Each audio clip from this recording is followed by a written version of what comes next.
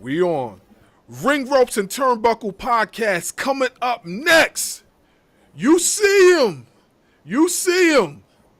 We got Savio Vega. Savio Vega's in the building. We gonna talk that talk coming up next.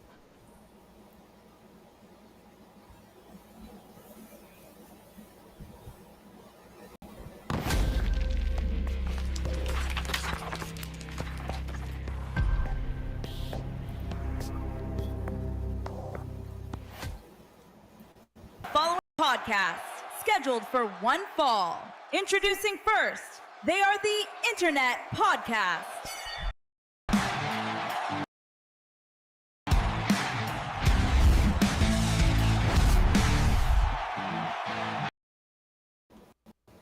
We back. Make sure you like, share, subscribe to the channel. Hit the notification bell for more content. Yes, sir. We got the legend. When I say legend, I mean legend, solidified. Y'all gotta understand that lowrider thing that we used to see. He was the one that invented that, bringing the lowrider to the ring. That was Savio. Savio did it first. Savio Vega did the lowrider first. The Los Boricuas, that was Savio. That was Savio. The innovator of Latino professional wrestling. Bro, I'm telling you. I got you. Just say it. Just say it. We'll break it down. Like the man, the myth, the legend. Yes. Yes. I'm talking about Savio Vega. Let's give a round of applause. Thank you, guys. Thank you. Yeah. To all the fans from Ring Ropes and Turnbuckle Podcast. This is Tio Savio Vega from Puerto Rico. Listen, that ride that happened in San Antonio, Texas. And you know what? You know that car was in the movie Selena. Oh yeah? Oh wow. Yeah, that car. I don't know if you go back and check the movie. That's the car that tried to tow the big bus when the bus got stuck or something happened to the bus in the movie, and that car tried to pull the big bus and the bumper went out, poof, wow. and that car was on the movie, and yeah, we ride that car in San Antonio, Texas, bro. Yes. Wow. See, I didn't even know that. I know one of my childhood memories was seeing that lowrider pull up to the ring. And I'm like, yo, Beautiful that I was like, that was cool because we never seen nothing like that before. We never seen a car pull up to the ring like that and been back. So then I was like, wow, that's interesting. But I didn't know that. I didn't know that. So yeah, that's a little story on that, on that car. All the Boricuas come with the girls, hanging out. That happened in San Antonio, Texas. wow. I got a question. So, did you know that car was in? Was that one of your personal cars, or was that a car that was by WWE? That Yeah. Oh, okay. They do that. They bring the car. Vince told us he's gonna be. They're gonna bring the car.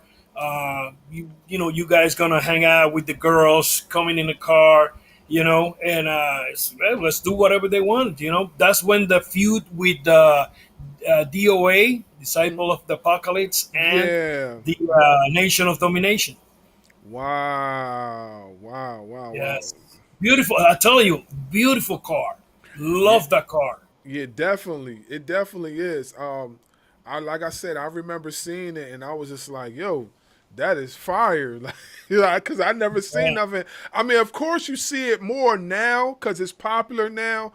But Oh yeah. when I say innovative, I meant it because you were one of the first people that did that. Because nobody was doing that back No, then. no, nobody Nobody. did it before. Yeah, Well, nobody did it. so from the many things that I did the first time ever in WWE, that was, and even to be honest, can you bring that up now?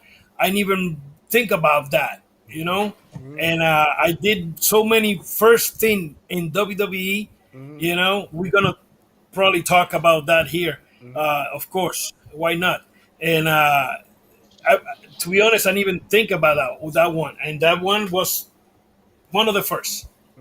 So Yeah. did you ever get credit from Eddie Guerrero for when Eddie started doing it? No, no, no, no, no. When I left WWE by 1999, Eddie, rest in peace, his soul, great, great guy. Not because he passed away. I met him. We bring him here to Puerto Rico. He wrestled with us here in IWA Puerto Rico. What a beautiful person, you know. And no, because that happened many years later when they start doing that gimmick with him, you know. Right.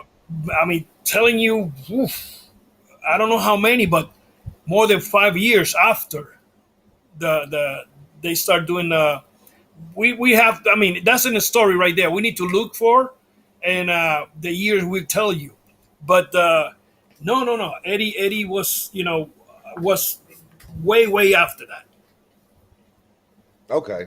I was just curious because you're the first to do it, and then many years later, they had Eddie coming out with the lowriders and stuff like that too. So I was just curious Yeah. if he ever gave you a shout out for doing that No, himself.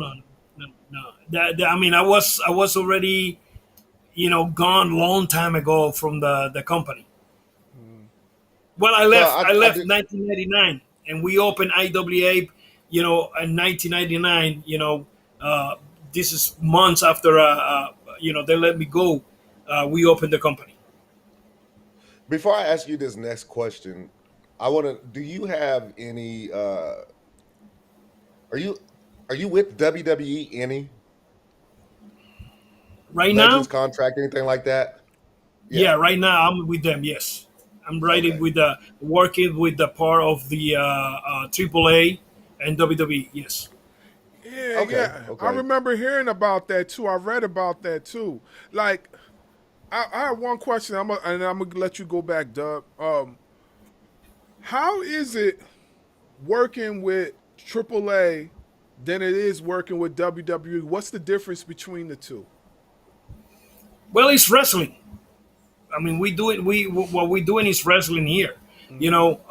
WWE have part owner of the company, and we are joined together to have Spanish wrestling.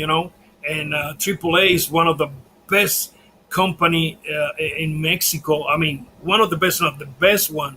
There have so many talent, young talent and old talent. There are great performers, and WWE put the eye there.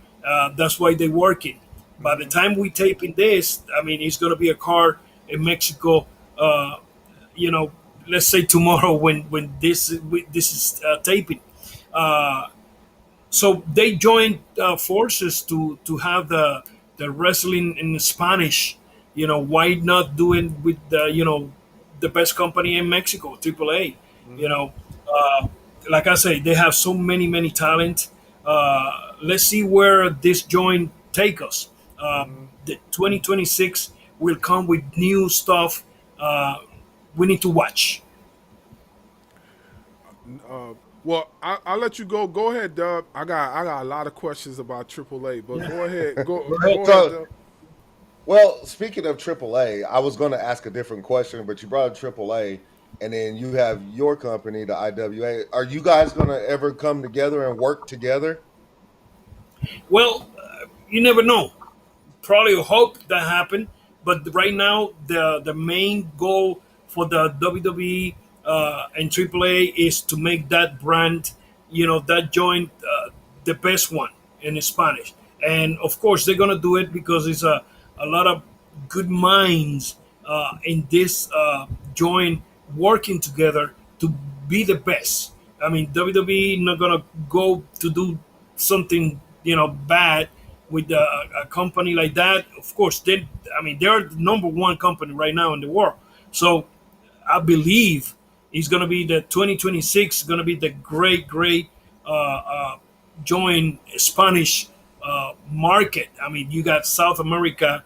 I mean, even just Mexico, you know, and, and let's see. I don't know, maybe happen or maybe not.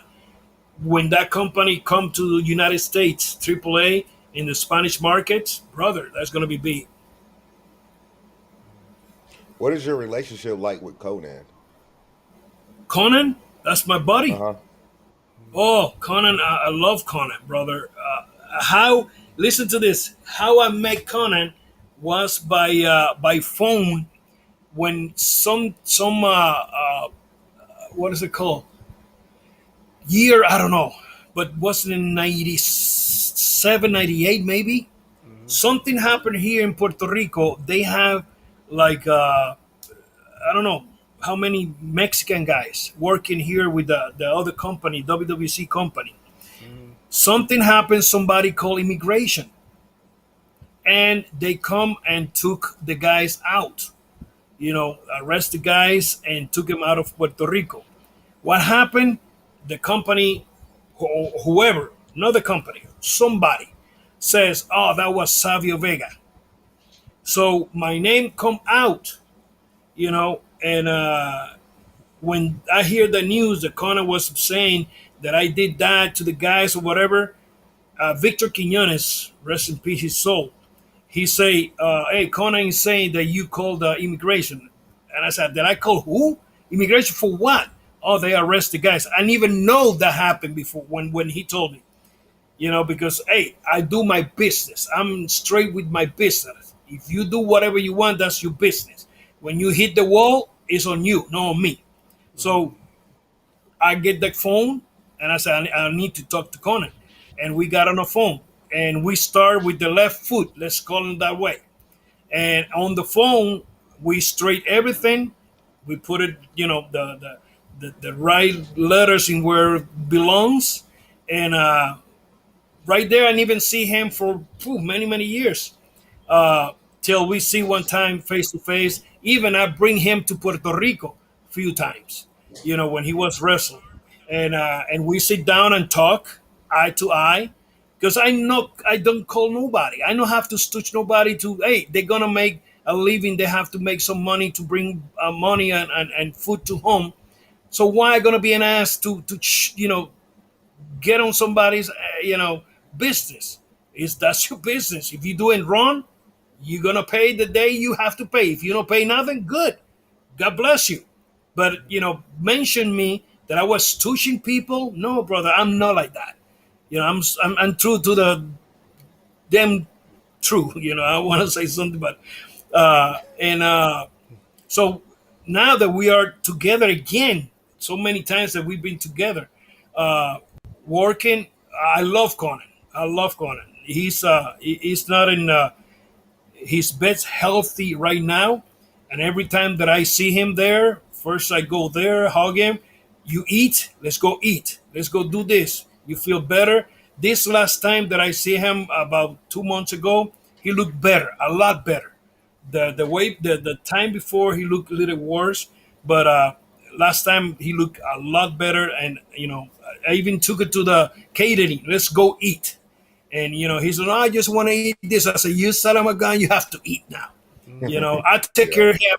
He's a great guy. He's a good mind for the business, man. But Conan, I love him, to be honest. He's part Puerto Rican and part Cuban. So, hey, I love my people. Real quick before I pass it back on to my brother. I want you to talk to us a little bit and give a shout out to your home country. Talk to us about Puerto Rico. To who? Uh-huh. Talk to us about Puerto Rico. Tell me again. So I talk to you about Puerto Rico. Hey, I born and raised here. love my island. I never left my island. When I was working with WWE or WWF, by the time in '94 to till 1999, they mentioned to me they want me to move to the states. I said, brother, I say, you want me to move to the states? You got, this is what I tell them. I said, you got Owen, God bless him, and Brett flying from Canada. I mean, Puerto Rico to United States, let's say 3 hours and a half, to New York, Miami, 2 hours and a half. So, I mean, you got me there. If you want me to move over here, let's talk about money, because then I have to pay rent or house in Puerto Rico and rent in United States too. So we need to talk about money. And the company wasn't big time, in that time. So they say, okay, stay here, stay there. So they fly me every week from Puerto Rico. Sometimes I fly home, let's say on Tuesday, and Wednesday or Thursday come back to the States. And maybe one time, one day home, and go back home, go back to the road again. Uh, but I love it. I love, I mean, you flying everywhere, all over the world. You have fun. You got paid for, what you love, which is wrestling, and see the world for free. Hey, I was happy. Absolutely. I have I have a few friends that are from Puerto Rico, and they Oh yeah. Oh, so let they me absolutely. hold on. This is sorry. Sorry. That's in the part. I mean, the part of flying back and forth and stuff like that. But Puerto Rico, we got 78 towns, pueblos, and every pueblo, every town have his identity. You know, we got Jauco, they got the coffee. I'm from Vega Alta, Puerto Rico. You got the best beach right there. I mean, this is by the north area. I'm about what, half an hour from the airport. You got Ponce in the south area. You got Cabo Rojo with the beautiful beaches too. I mean, brother, you name it. If you guys never come to Puerto Rico, I invite you to come down. I mean, you're gonna have blast. I mean, you got the best food here in Puerto Rico, drinks, bars, brother, from A to Z. You have everything here. You want to smoke? You got the good smoke. You want to do whatever you want to do, right here, Puerto Rico, La Isla del Encanto. That's my flag right there. That's my flag. That's the flag that I represent. I even have that right here in my chest. That's my flag, and I represent Puerto Rico 24/7. I'm not shy and never been, and even when I was wrestled right there, that's the picture that you guys have. Look at the flag right there. I was proud to use it to wrestle when I was working, performer in Madison Square Garden.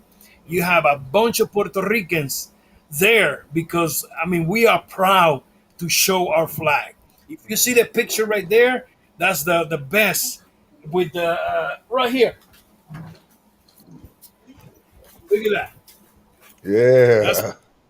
wait. See, Yeah. I remember that. Yeah, I remember that.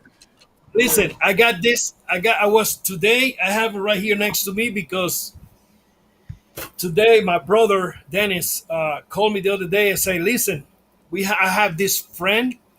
The his son is going to do a perform in his school. He's a special kid, you know, and he wanna represent Savio Vega." I said, "What?" He said, "Yeah, he wanna come out. He's autism." He said he wanna come out as Savio Vega. I said, "Well, let's do something.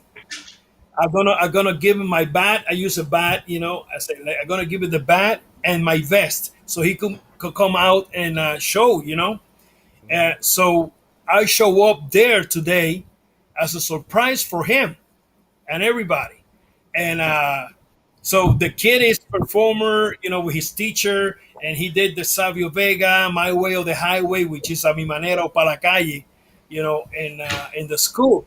And you have all the teachers, all the kids right there looking at him. And when he finished, here I come with the mic. No, it's gonna be My Way or the Highway, and he was like, oh my God, he's in shock, So he was using my vest and my bat, because Dad tell him that, hey, Savio sent this to you so you could use it, but he don't know that I was there. And man, what a time! And I talked to the teachers, talked to the kid for a little bit, and that's what make you, proud and make me happy, to talk to kids like this. But Puerto Rico, my friends, come down. Come down. With the day you decide, come with your family down here, give me a call. I'll show you a few places. Hey, I'm not gonna bother you. You just go there. We got the Yunque. I mean, Yunque is a big mountain, man. You have to climb it all the way to the top to see the whole city. You got best thing here in Puerto Rico. If there's one thing that if there's one thing that I do know for a fact is that I think Puerto Ricans are the most proudest people I've ever met. When it comes to Puerto Rico and Puerto Ricans, they are the most, and it's awesome to see. I'll be honest, it's awesome to see. Like we here in America, you have some people that are like that, but when it comes to Puerto Rico, Puerto Ricans are very, very, very proud. You could see the guys in the States, everybody with their flags or whatever. But you see a Puerto Rican, we are proud. We are proud, to be honest. We our flag, we love our flag. It's a history when the United States took over Puerto Rico. If you have a flag out, you go into jail, or maybe they could kill you. And that's make us proud big time. Some people make it's a black and white flag. It different is another blue, dark blue. And that this is the light one. That's the one made for Puerto Rico. Is a dark one, a dark blue one, which is made from the United States, because they don't want the Puerto Rican use that flag. But we are proud. Any Puerto Rican flag, we represent that with the heart. It's awesome to see. It really is. I've been to New York City and been to the Puerto Rican Day Parade. Oh, so much fun. Much fun. That was so much fun. I know you married. You guys married or whatever, but and also you got beautiful ladies here in Puerto Rico. You go like a fan, left and right. You go like a what the heck? Maybe you're gonna end with your neck brace. You gonna not because the ladies, because your wife gonna beat the hell out of you guys. Hey, listen. Change the subject. Yeah. Hey, listen. I don't want no smoke from my wife. And my wife could be watching this live right now. I don't want no smoke. And my wife's Nigerian, because my family's from Nigeria. So nice. We very much similar. We're very much similar to the Puerto Rican heritage, to the Latino heritage. Yeah. So I understand exactly where you're coming from. Hey, baby. Go ahead. But listen, we Puerto Rican, we have Taino blood, we got African blood, we got Spanish blood. It's a blender, brother. It's a blender, and then you got this crazy son of a gunner they call Puerto Ricans, But yes, beautiful. Come down, guys. I definitely I've talked to my wife about this before. Like, that's definitely one of the places that I would love to visit is Puerto Rico. Yes, because I have a lot of Latino friends that I work with at my job and that I play basketball with, and like they always say, "You guys in New York?" No. I'm in New Jersey. My friend, yeah, my friend is in Oklahoma. Okay, brother, you guys from Newark, 3.5. Shoop, right there. It's Three and a definitely half. one of the places that I definitely would like to visit. For sure. Yes. For sure. I definitely would like You're to not gonna visit. regret. Oh, I trust me, I know. Trust me, I know. Just make sure you wear sunglasses so it hides your eyes from looking at the women he was just talking about. Easy now. K-fade now. K-fade. K-fade. Change it. Change that. Hey, Don't say no more. yeah.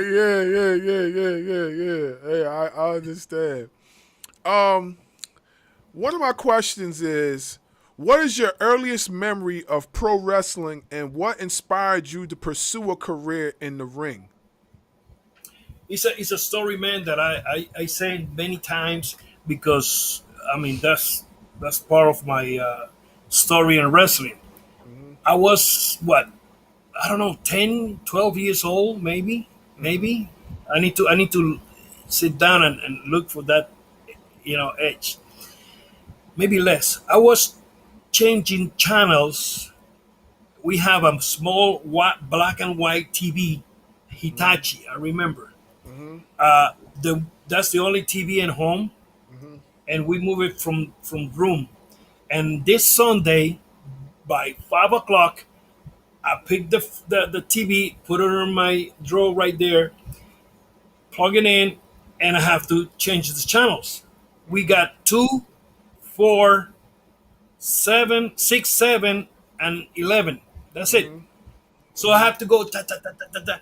So here at 5 o'clock, I sit down and I start surfing. I went one round. I went another round with knowing, to be honest, I didn't even have a clue of time. Right there, that moment was 5 o'clock when I surfed for the second time here on TV, coming Titans of the Ring, which is wrestling from Argentina. Oh, Martin Caradabakian, the Mummy, STP, the car racing guy. I mean, you have characters, full characters. That was wrestling for kids. So when I start surfing there, changing, boom, Titans of the Ring start. So I went like, what is this? And I sit down in my bed to look. It's like I got a drawer right here. I sit down like that, like, to see what's going on.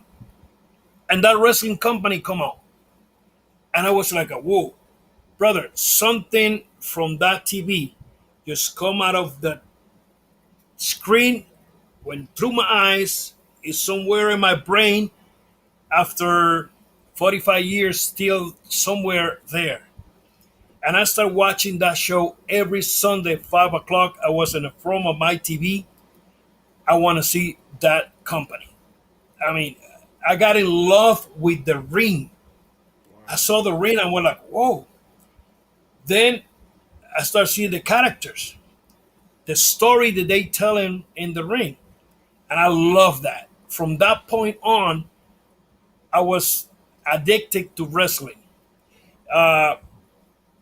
I don't know. In school, I was telling my friends, "Hey, you have to watch this wrestling here, blah blah blah." And this is 1974. Here that I was. Let me see. Yeah, I was 80 years old. And my friend says, "But it's another wrestling in Channel 4." I said, "Channel 4? Yeah, Saturdays at noon." I said, whoa, okay, I want to watch it. Here I am, watching that wrestling show. Was WWC. And brother, the Channel 7 show finished. No more. They don't show it no more. So the other one was right there. Was a mix. It's like, you watching this now you want to watch this one.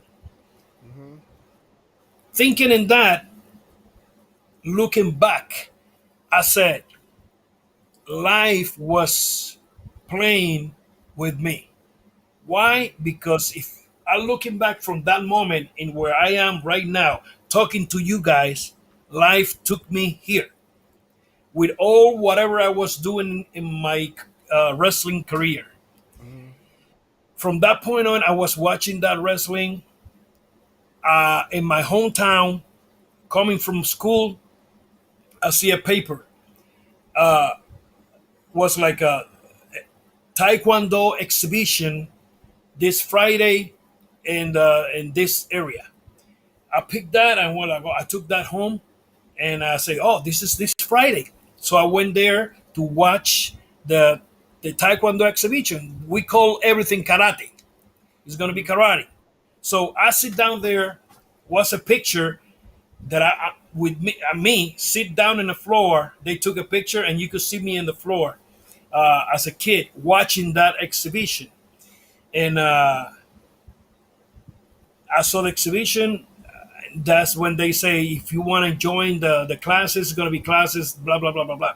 So I went back home and talked to my dad, talked to my mom. I want to do this. I want to do this. I want to do this. So I talked to my grandma, God bless her. And they signed me. So I was going to the Taekwondo classes 1 block from my house, Monday, Wednesday, and Friday. Wow. And now the teacher, listen to this, my Taekwondo teacher, Jose Capo, he don't have where to the people from the building said you cannot have the bag, leave it in here. You cannot leave the stuff from the Taekwondo. You cannot leave it in here. So my dad make a trade with him and say, well, listen, we take all that home, but you give classes to my kid for free. So he say, well, that's a deal. And brother, I was going to my taekwondo classes for almost 5 years. And I was carrying the bag and the other two bags, one for the gloves and faces and whatever to the classes, and I was climbing three floors every time, 3 floors. I become black belt in Taekwondo, learn the style, all that stuff. That's what I use when I become a wrestler. A friend of mine, Junior, is stretching with me this Friday. I remember it was a Friday, and I asked him, brother, what doing? You left, because he said I left exactly 1 year today, last year, and he says I asked him, what were you doing?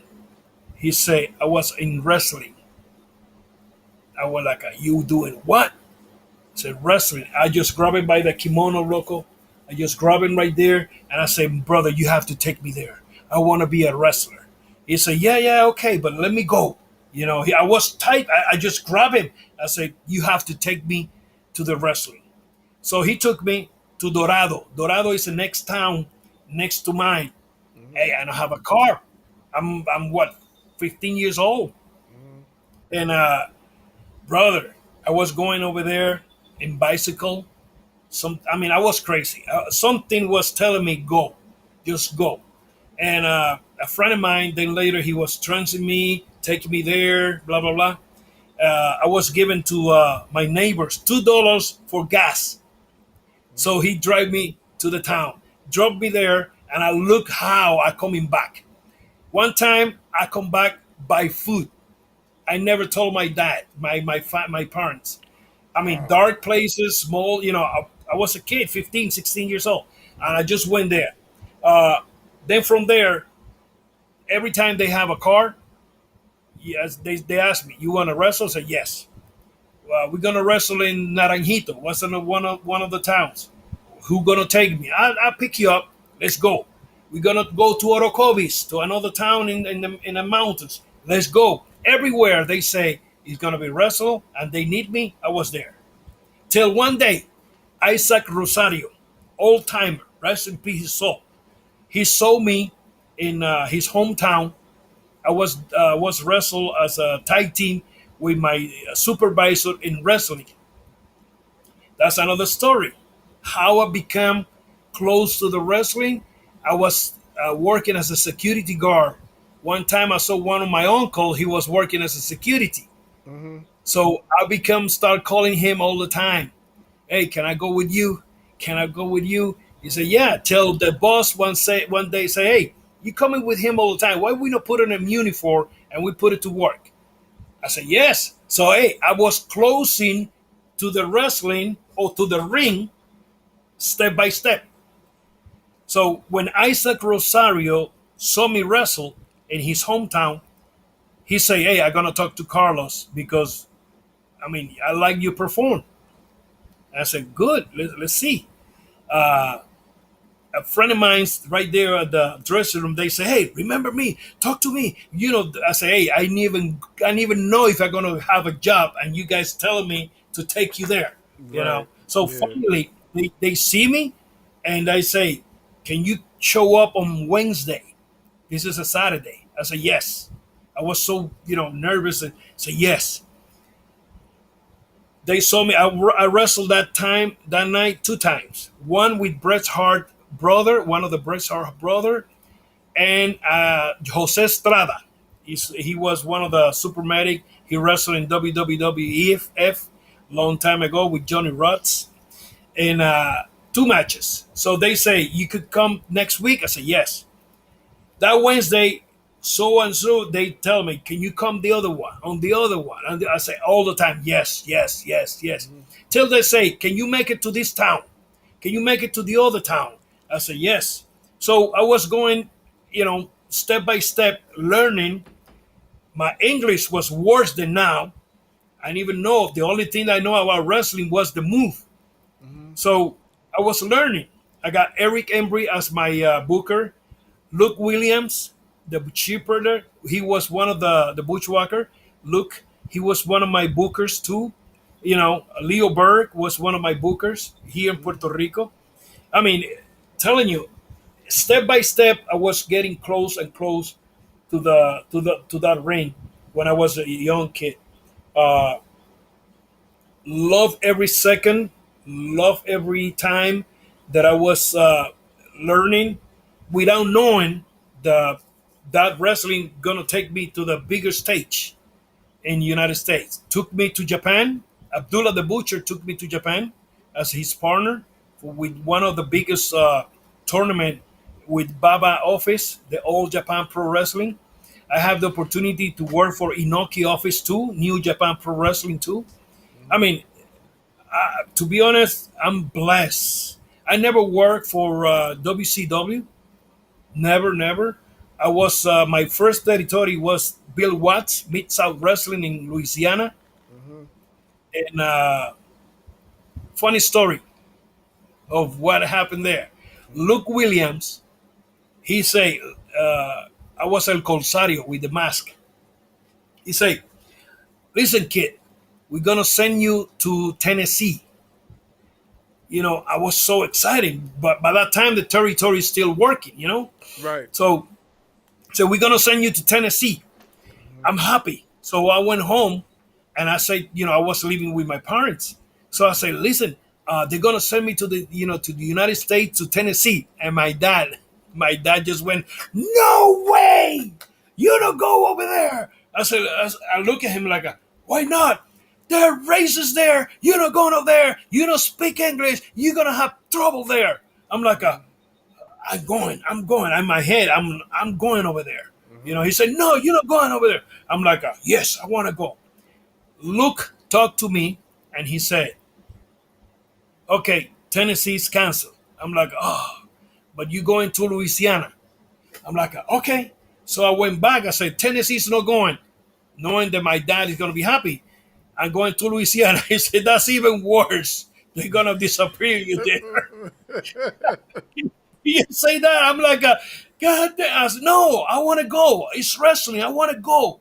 So he was like, touchy by that.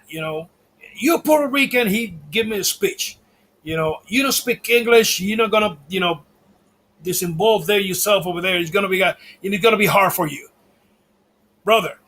I wait till he went to work. I got already my ticket, and I jumped on my plane and went to Louisiana. I just went. My mom know, so I went there. Uh, when I arrived in Baton Rouge, it's a small airport. The bag was still in New Orleans. I flew to New Orleans to Baton Rouge, small airport, no bags. I hear this lady talk to in Spanish, and I just grab her and I was, excuse me, what happened with the bag? This is in Spanish. She said the bags is coming in the way in the next plane because it was full, blah blah blah. All right, so I wait till the bags arrive. I arrive myself there about 3 o'clock. The bags arrive about 5 o'clock. I'm happy now. I got my bag. Till nobody picked me up.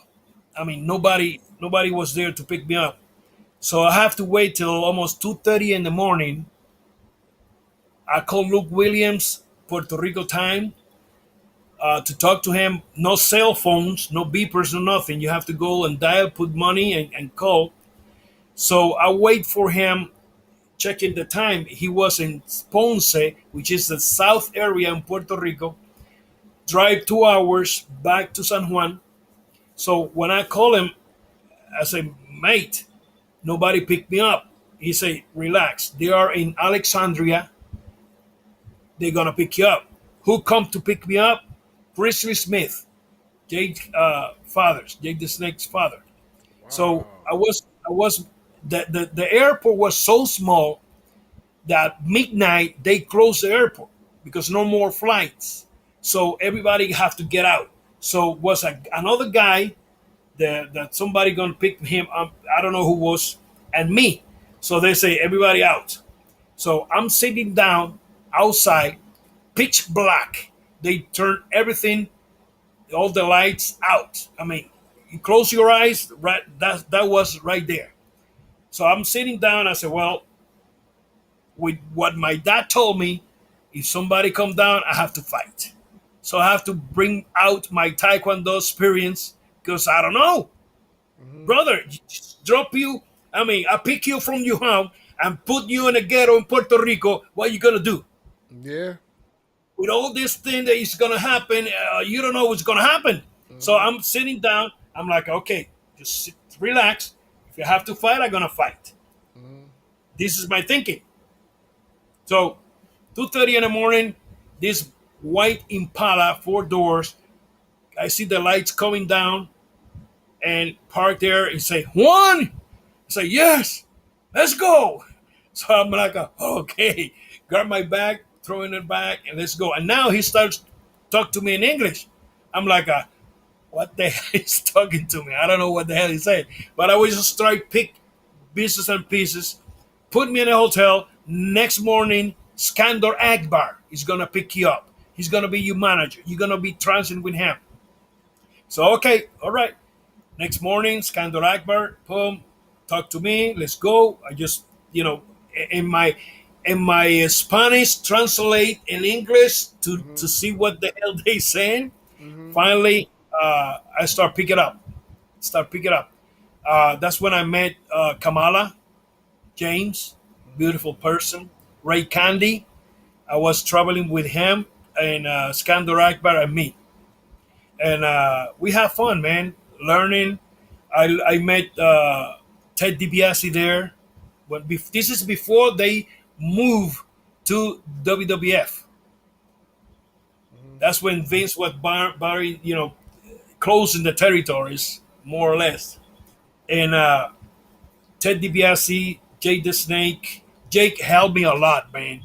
Jake, he helped me a lot. He was one of my mentors right there. Took me by the hand, and he said when everything was a mess, he just grabbed me and displayed me. This. Steve Williams, man, you name it. Bunch of guys from Louisiana. That's when I make my first $1,000. I was like, oh my God, happy. My running was in the Superdome. My first night was in a Superdome. Was fun. coming from so many stories in the road, Sir Humperdinck. What a beautiful person.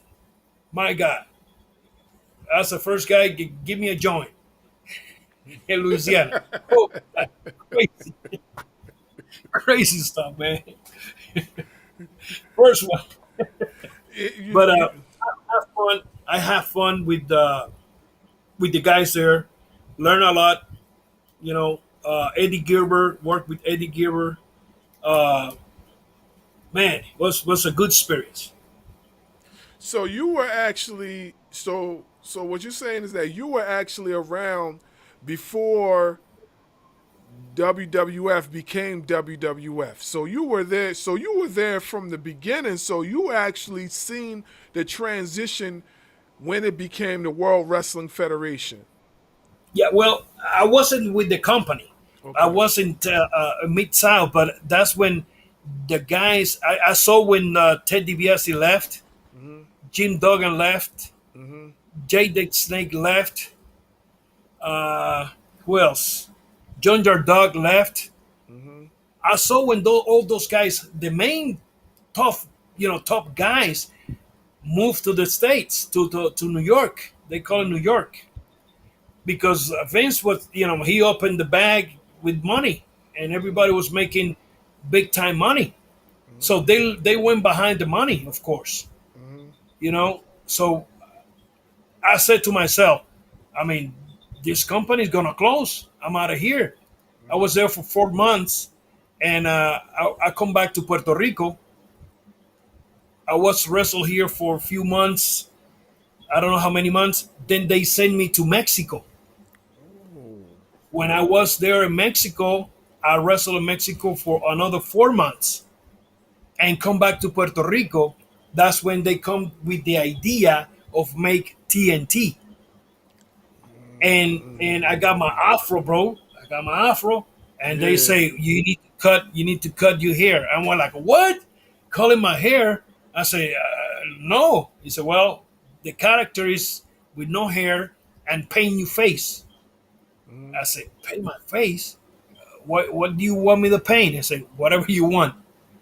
Years later, I realized that TNT was an experiment. That's when I started learning the business.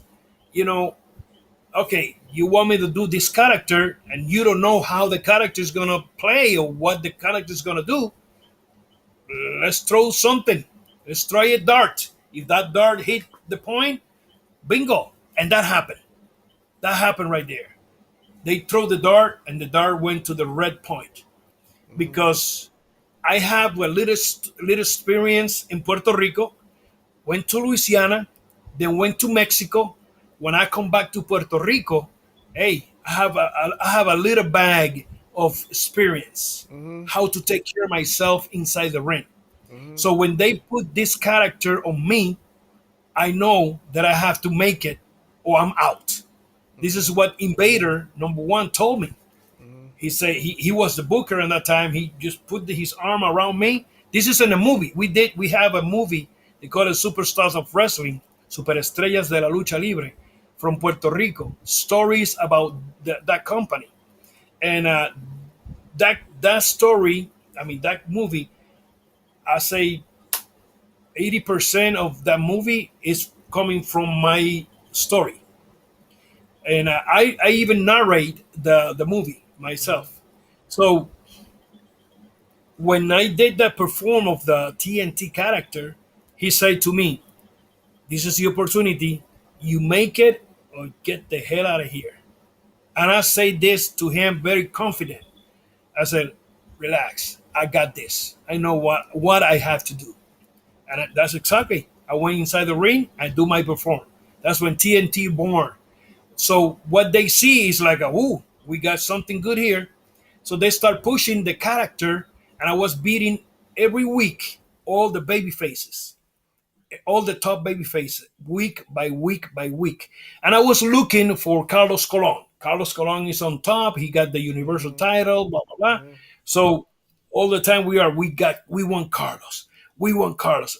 They're building They put in the heat on the stove, and we are just waiting to get that oil hot, and that what happened, brother.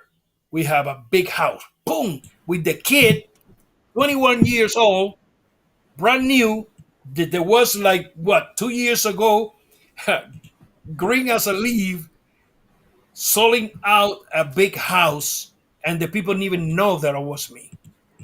Wow. You know, and I mean the kayfabe was big time there. The stories, I come out doing my character, and I was quiet all the time, always with my pain, my arm crossed like this, and have a manager, which they call a prophet, and he was talking, about he is the manager, he's the talk, and he's Puerto Rican, and he was doing Mexican accent. I mean, was good, was a good stuff what we did, good stuff. Yeah, it's funny. It's funny you say all that because though everything that you just said was the exact questions I got in front of me about the World Wrestling Council, and then Abdullah the Butcher and Carlos Colon, and then from there when you turned heel, and then the creative process. It's the exact same question. So I'm sitting there listening like, oh, wow. So I saw your script. yeah. So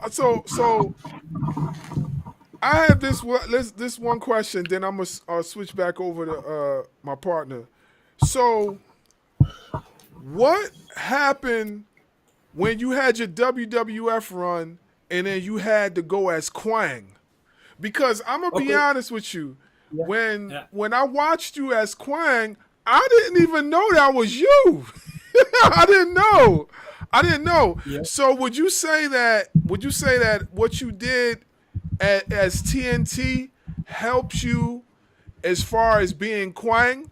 Would you say that that helped you out a lot as far as like transitioning to Quang? Well, Juan was TNT with the mask. Oh, The only thing that changed there as a Quan is the name, of course. The performer. I mean, not the performer.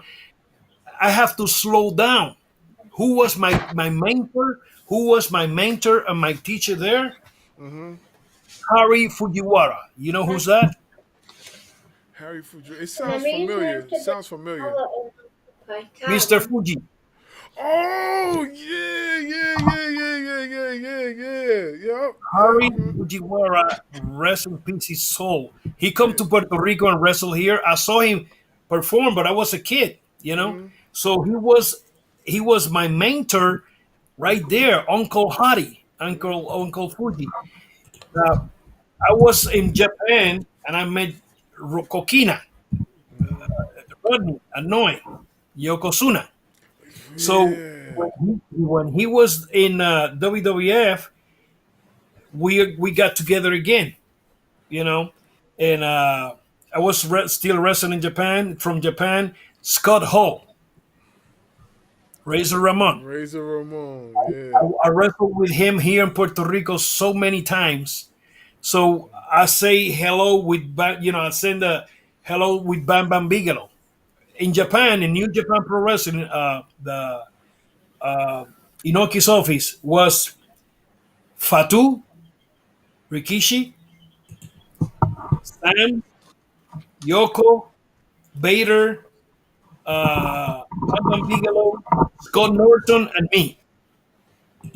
That was the Gaijin. That was the team, the heel team. So when Yoko went with WWF by 93, something like that, yes, 93, Bam Bam was doing something with them too. So I said to Bam Bam, tell him Skull Hulk, because he was starting as a Razor Ramon. I say, tell him I say hello, man. That's my friend. We beat the hell each other here in Puerto Rico many times. We have many matches. So he say, okay. So next tour, Bam Bam Bigelow show up in Japan, and he said, here, he gave me the paper, Scott number. He said, call him next Monday. That's when he going home. I said, okay, that's what I did. So I just called him to say hello. He said, brother, I talked to the old man. They're going to give you a tryout. I said, what? I said, I don't call you for that, but man, thank you. I just want to say hello to you. So they flew me from Japan. I mean, I told Japan, flew me to New York, not to Puerto Rico. And they're going to fly me to Puerto Rico. Masao Hattori, he said, you going to New York. I said, well, I'm gonna do a tryout. I said, they're gonna pick you up. You're gonna work for them. I said, well, I don't know. Let's see what happens. I said, I know.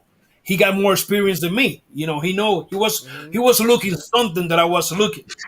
So yeah, exactly. They picked me, they give me the job. So they put the name Quan. They don't want to use the painting because you got LOD using paint. Yeah, So right. New Kai, I mean, that Legion character of is in Doom. Puerto Rico. Pardon me? Legion of Doom. Yes, that character of TNT is in Puerto Rico. They want to do something different, so they put me under the mask as Quan. I request have the eyes dark because I say I'm not Oriental, so you're gonna have a Quan guy.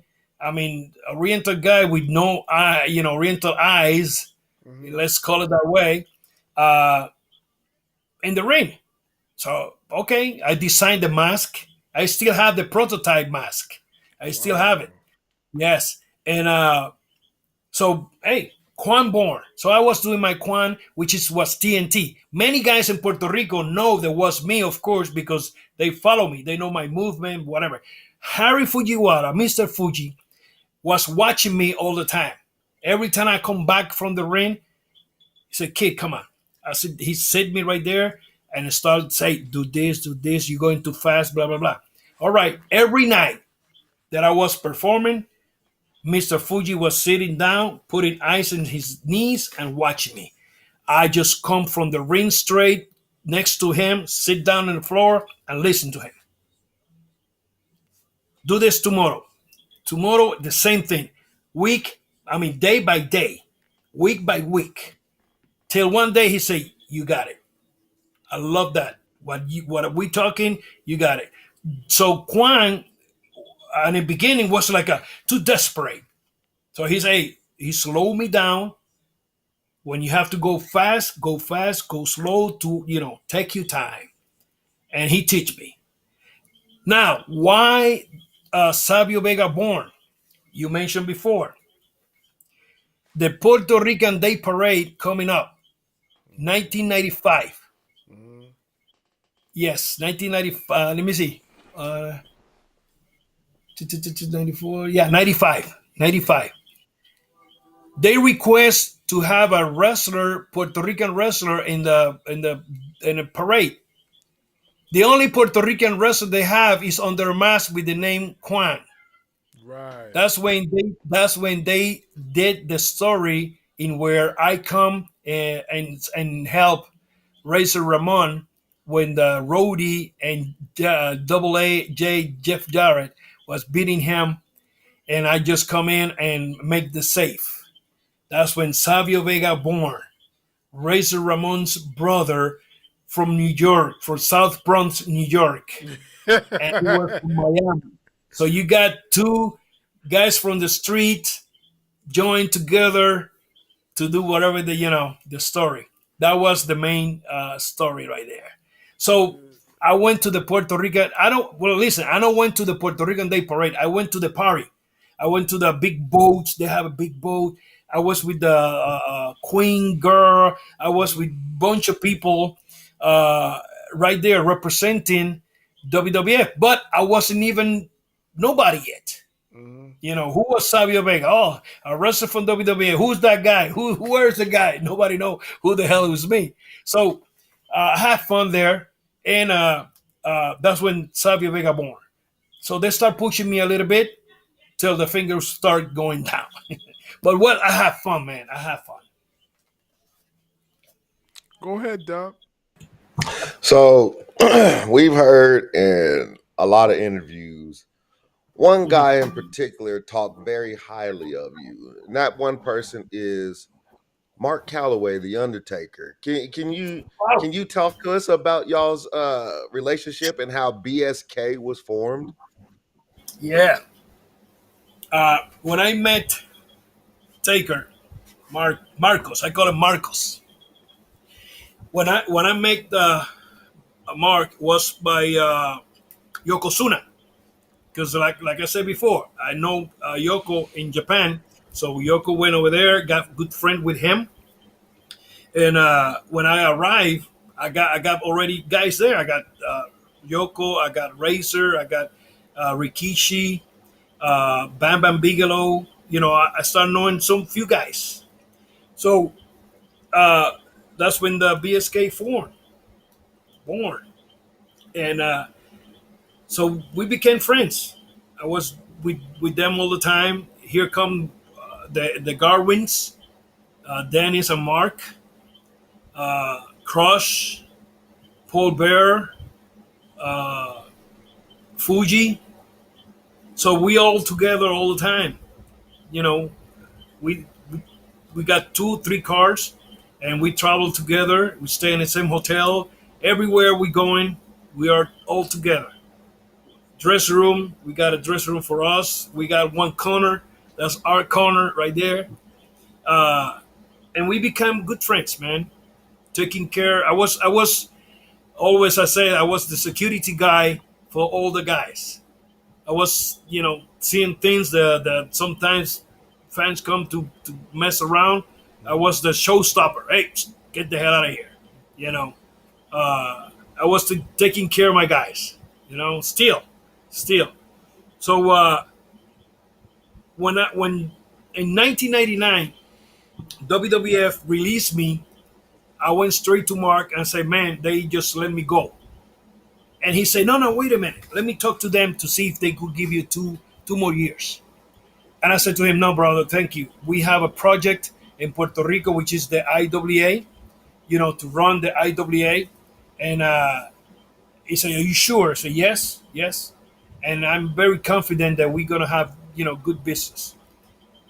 And he said, "Okay, let's do it." I bring him to Puerto Rico 2 times, taking care of him here. I mean, I tried to bring all the guys. They went hard head, but he always say, "Yes, let's go." He even was here about maybe a year ago on vacation with his wife. And I mean, great guy. He's in charge now too with the AAA stuff there. And I mean, it's gonna be a good show. You see. Yeah, don't they have a show tomorrow? Tomorrow, I believe. Yeah. Yeah. By the time that this is play, if we live right now, beautiful. But I mean, they have a show in Juan de la Barrera. They call it a great card. I'm not there, of course. But I know they're gonna have a blast, brother. I mean, those performer guys. I mean, man, what a matches! And Mexican fans, they should be happy with what they seeing right there.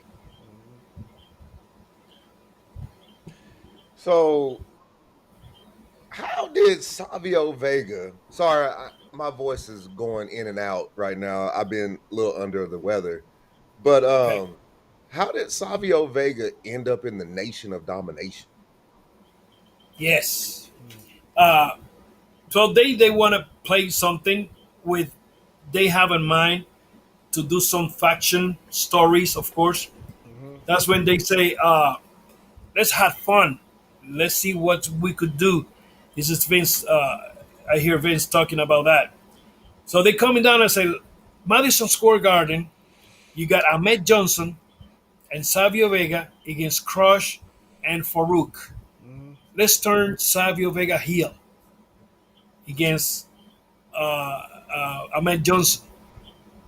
So we have a match, great match. I was selling the whole match. Tag Ahmed. Ahmed make a big comeback, and all of a sudden he was doing something, and just calling him, tag me, come on, tag me. Here he comes to tag. That's when I choke him on the top rope. Oh my God! You got all the Puerto Ricans right there in the house going like it's like what the hell happened here? So I just come in and we start beat the hell out of him. And that's when Savio Vega became Nation of Domination. A good story about that. I have a small. I still have that flag right here, small Puerto Rican flag, and I looked to the curtain, and Vince was there uh, with Brother Love, and Brother Love. I love you. I Yeah. love you. But he wasn't, of course, he wasn't in character, and Vince looked at him and he went like this, like a rip the flag, And I look at him and I went like a no.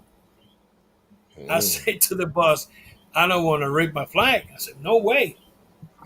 What I'm thinking is, I don't know if I do this, who's gonna be the crazy son of a gun out of the door when I fly, when I walk out, they're gonna shoot me dead. Right. I don't know. I'm in New York City. Right. So that's what, to be honest, that's what I was thinking. And I say, no. Here come Bruce Pritchard next to the apron. And he start hitting the ring. He say, Rick, the goddamn flag. And I look at him, I say, no way. And I give it to Ron. I said, Ron, you do it. You break it. So Ron tried to break it, but that's like a polyester. It's hard. He cannot break it. That's hard to break, And he tried. I mean, it's impossible to break it. And Vince, when I look back, Vince already inside. He was pissed. Next day, we doing a mid-alliance. We doing Raw, and I was sitting down next to Mark Merrow. We are sitting on the boxes talking, and here comes Vince, straight to us, and he just look at us. I look at him, and he say, "Are you still working here?" When he said that, he just keep walking. He just keep walking that, And Mark say, "Did he say that to me?" I said, "Well, he wasn't looking at me." I said to him, but that was to me, But he don't fire me, of course. I mean, I never talked to him about that neither, I should do it, but I just shine, And but what that story, to rip my flag, and I say, no way. I respect my flag. I love my flag, and then the what is it called? Join Nation of Domination. I love that Nation of Domination. I love to be a heel.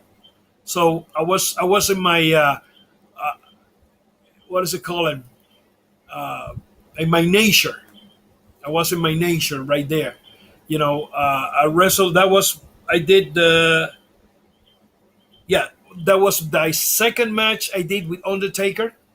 The first one was at Kwan. That's in where I throw the green mist on him, and he throw it back to me, and pin me. And then we wrestle the second time as a Nation of Domination. Now, as Nation of Domination, I have the first taste to how work with him.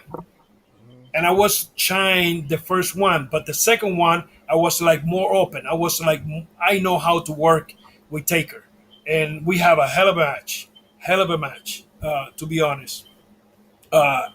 Then later we did the Betrayed, and where Ron fire us. That's when we bring the Boricuas, Castillo, Miguel, and Estrada. And man, we have fun. We got fun. Got my guys. We have a minivan, rent a minivan. We have Puerto Rican salsa. We're singing. I mean, we're happy. Have fun.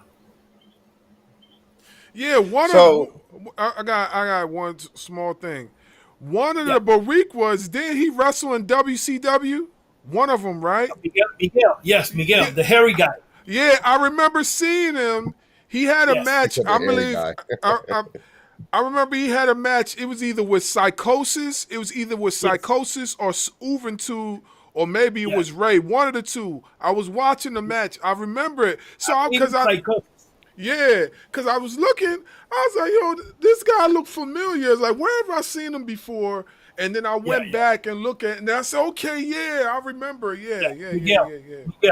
He was he wrestled with them a few times. Victor Quiñones took him there. That's when we split. We separate here in Puerto Rico. They continue working in Korea and Japan. I quit working with them. I was just here. Then later, I went back to Japan again. Then from Japan, that's when I went to WWF. That's why I say things happen for a reason. Things happen for a reason, my friend. Telling you. That's why we are talking here today, because many things that I throw the rock to hit this point, but don't hit that one because that's what I want. Hit that corner, let's say, hit that corner, but what happened? The air or whatever, the power that I throw it went to the side, hit different places, till hit the point in where I want it. I want it now, but the time wasn't for me in that moment. The time come later. Did I regret few things? Well, I could say yes, but at the same time, thinking, I said, no way, because if that happened that way, I'd probably be dead right now Right. or out of wrestling. Right. And thank God I'm still here. It's a blessing. It's a blessing. I always Yes. me and my friend, we always talk about that all the time. The things align for a reason. The universe aligns things for a reason. I believe that. And it's funny you say that because we didn't know how far this podcast will go. Honestly, we didn't know. We just did an audible. We had some trial and error stuff in the beginning behind the scenes, but we didn't know how far this was. He looking. He giving the face. He giving face because he know we had some trial and error things in the beginning, so we didn't know how far this was gonna go. But my friend and I, we were determined to make this work somehow, some way, and we were determined to basically get into the know, not just put out wrestling content and talk about news. We wanted to really get in depth to the wrestling culture because we're wrestling connoisseurs. We really study the art. We watch it a lot. My wife gets tired of me watching wrestling. I watch wrestling, literally, that's the only thing I watch. If it's not wrestling, it's anime. If it's not anime, it's basketball. That's it. I don't watch nothing else. So, our passion for this is, through the roof. We really wanted to get in depth. So, when we started this thing, we said to ourselves, we are going to make this work. Regardless of the circumstances, we going to make it work. And I tell you that we are probably one of the most ambitious people that you could find as far as this wrestling podcast, because we really enjoy speaking to people like you, Ahmed. We spoke to AJ Kazana a few weeks ago. We're going to be talking to Buff Bagwell soon. So it's we really enjoy this experience. So when we see you, when we see Ahmed, we light up because we go back into kids again and we yo, I'm really talking to Savio Vega. What? I'm telling people at my job, I'm yo, I got Savio on the show tonight. Watch the show. Watch the show tonight. Me and my boy got Savio tonight. It's no, you don't. I said, watch, you gonna see. So it's let me tell you something real quick. Yes. Backlash. Yes. Damian Priest versus Bad Bunny. Yes. Carlito came out. I was like, all right, that's cool. When Savio Vega came out, I was like, I hadn't seen this dude since I was a kid. Yeah. I jumped Do out of you my see seat the when I reaction heard of the that. people? Yes. We were watching it. We were watching it together. We were watching it. Yeah. The what is it called? The levels went red. Big time. And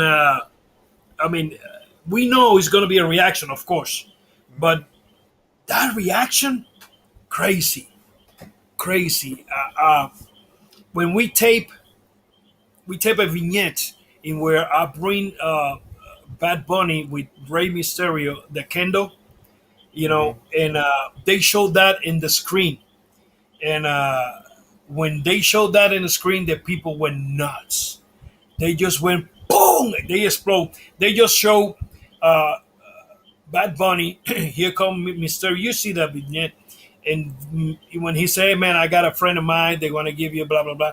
When I show up my face there, brother.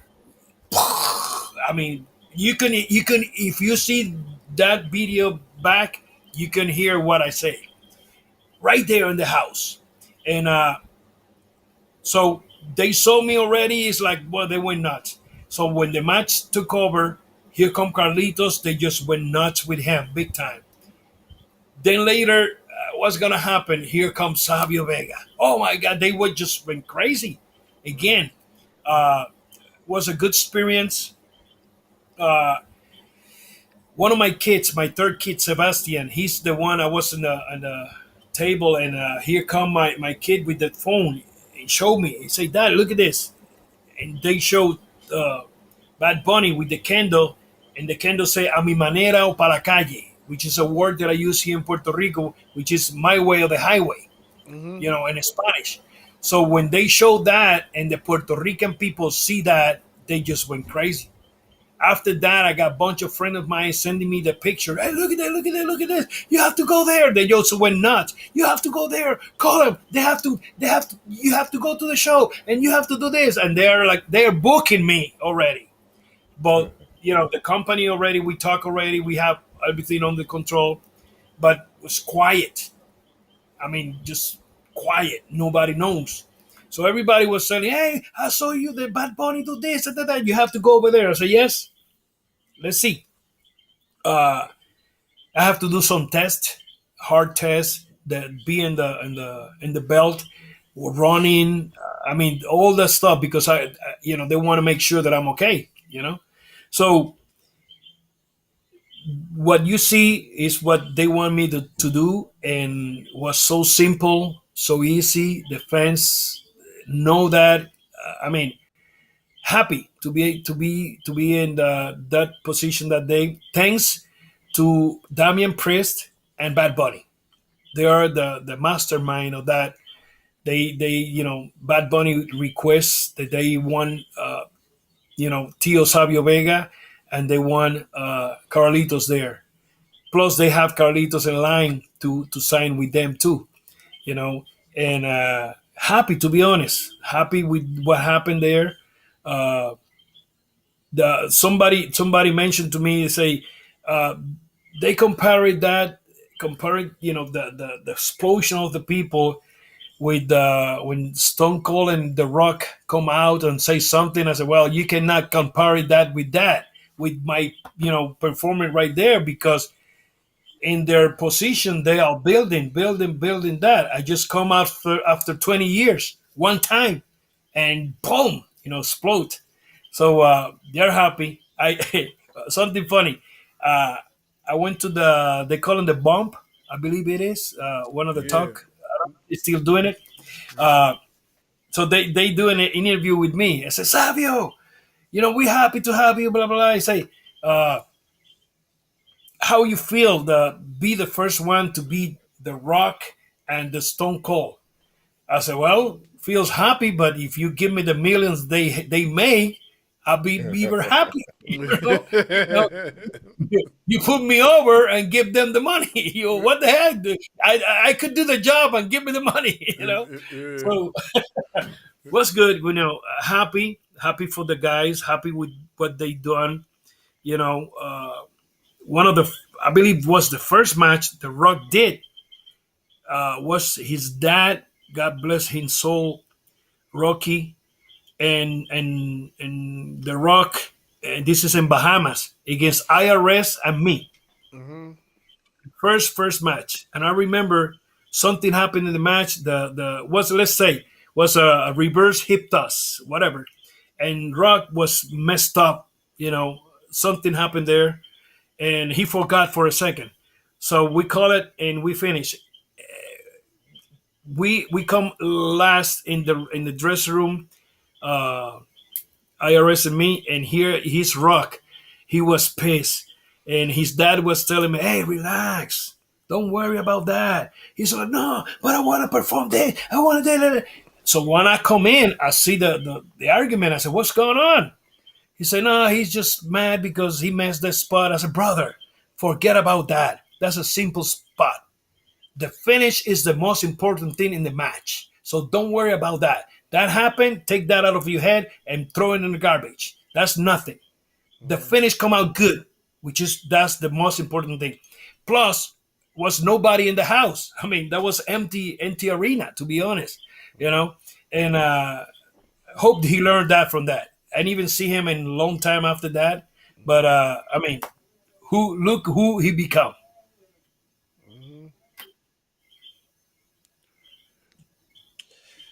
Yeah. So what are the chances?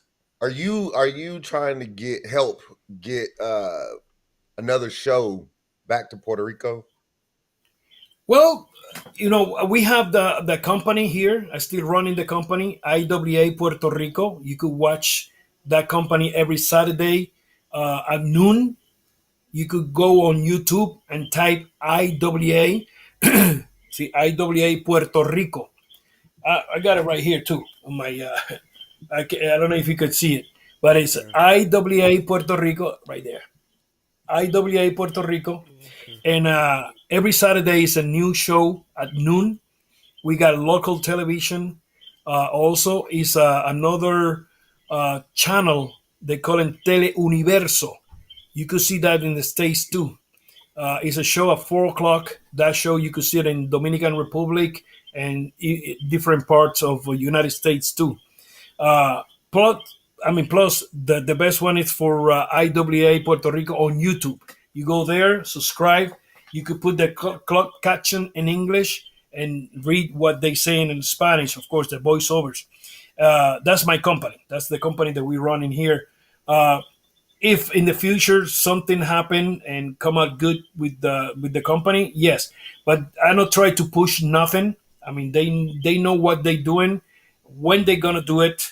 So if it happen, hey, that's a blessing, to be honest. I think the people of Puerto Rico deserves another WWE pay-per-view there. That'd be, or Oh PLE, yeah. sorry, PLE. I honestly, I think a SummerSlam would be great Ooh, in Puerto Rico. yes. Well, they when they did the backlash, they did it for 2 nights, and both 2 nights was sold out, brother, big time. I mean, fans here went crazy, Man, crazy, so just crazy. imagine what SummerSlam or WrestleMania or Mm. any of the big four would do in Puerto Rico. Yeah, yeah, yeah. I mean, it's a big arena here for that. So hope happen one of these days. If Triple H, if you happen to see this, let's give the people of Puerto Rico a SummerSlam or something like that. Yeah, he saw what happened. He was there. He saw the big impact the wrestling of WWE make here in Puerto Rico. So they know. So back to wrestling a little bit. How was it being part of, you had the Nation of Domination, you had DX, and you had Los Boricuas all constantly going head to head. What was that like at that time? One time in San Antonio, Texas, when we dragged one of the bikes, I don't know if you guys remember that. We dragged the bike with the low rider. Uh, was a big, not big, was a little on the speed with one of the twins and Jose Estrada. They got into the pushing and pulling uh, gimmick, and so we finished the vignette, and when we turn around, those two guys, they are pop, pop, pop, pop, beating each other. And we are like, what the hell? We all run there, like, what the hell happened here? And they're like, no, well, you and you and you. I said, guys, stop. If you don't stop and they know what's happening here, we're going to get fired. I mean, you guys going to get fired. Because, I mean, what's going on? So drop this now and relax. And everything cool. Hug, shug, handshake, and that's it. Never happen again. Because, I mean, we're there to perform, not to kill each other. What the heck? So was something stupid, but they realized was stupid and fix it. Let's continue.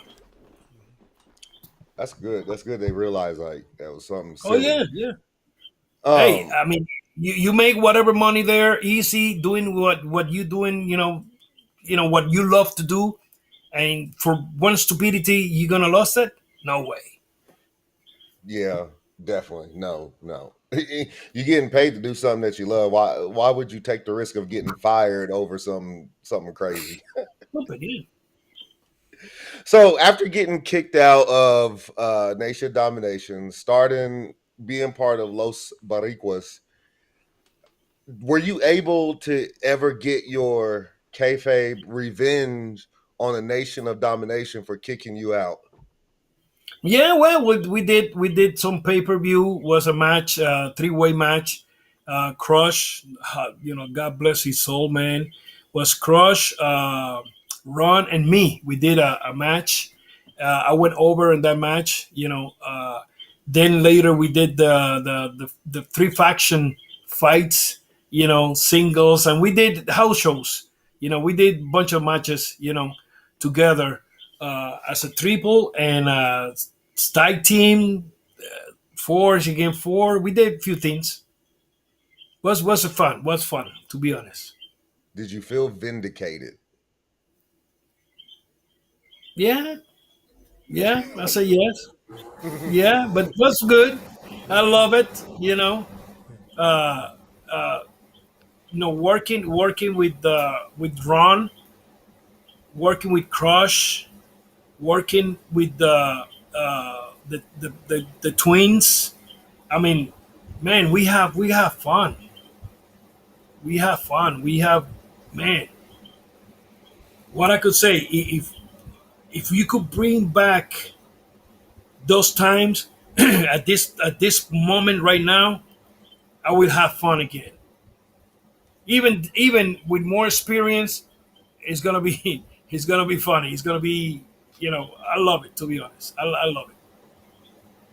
Well, one thing I've always wondered, and maybe you could speak to this. What was the backstage? What was backstage like when the Nation of Domination first started? Was it receptive? Was okay. I mean, everybody knows it's a work. I mean, it was some people outside of the company. I mean, this is what we got told. They're like against that Nation of Domination. What Vince was doing is crazy. They have to cut that because I mean, you're pushing something that's gonna take matters outside of the ring or whatever.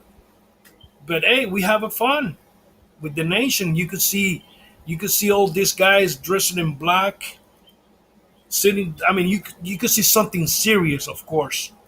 We all serious there, and we come up in the ring and do the fist up, and you could see something's up in that crew, and what we're doing is doing serious business, and you could see what's serious business. But of course, in the world in the world of work, but people outside of the company, they thought something's gonna happen.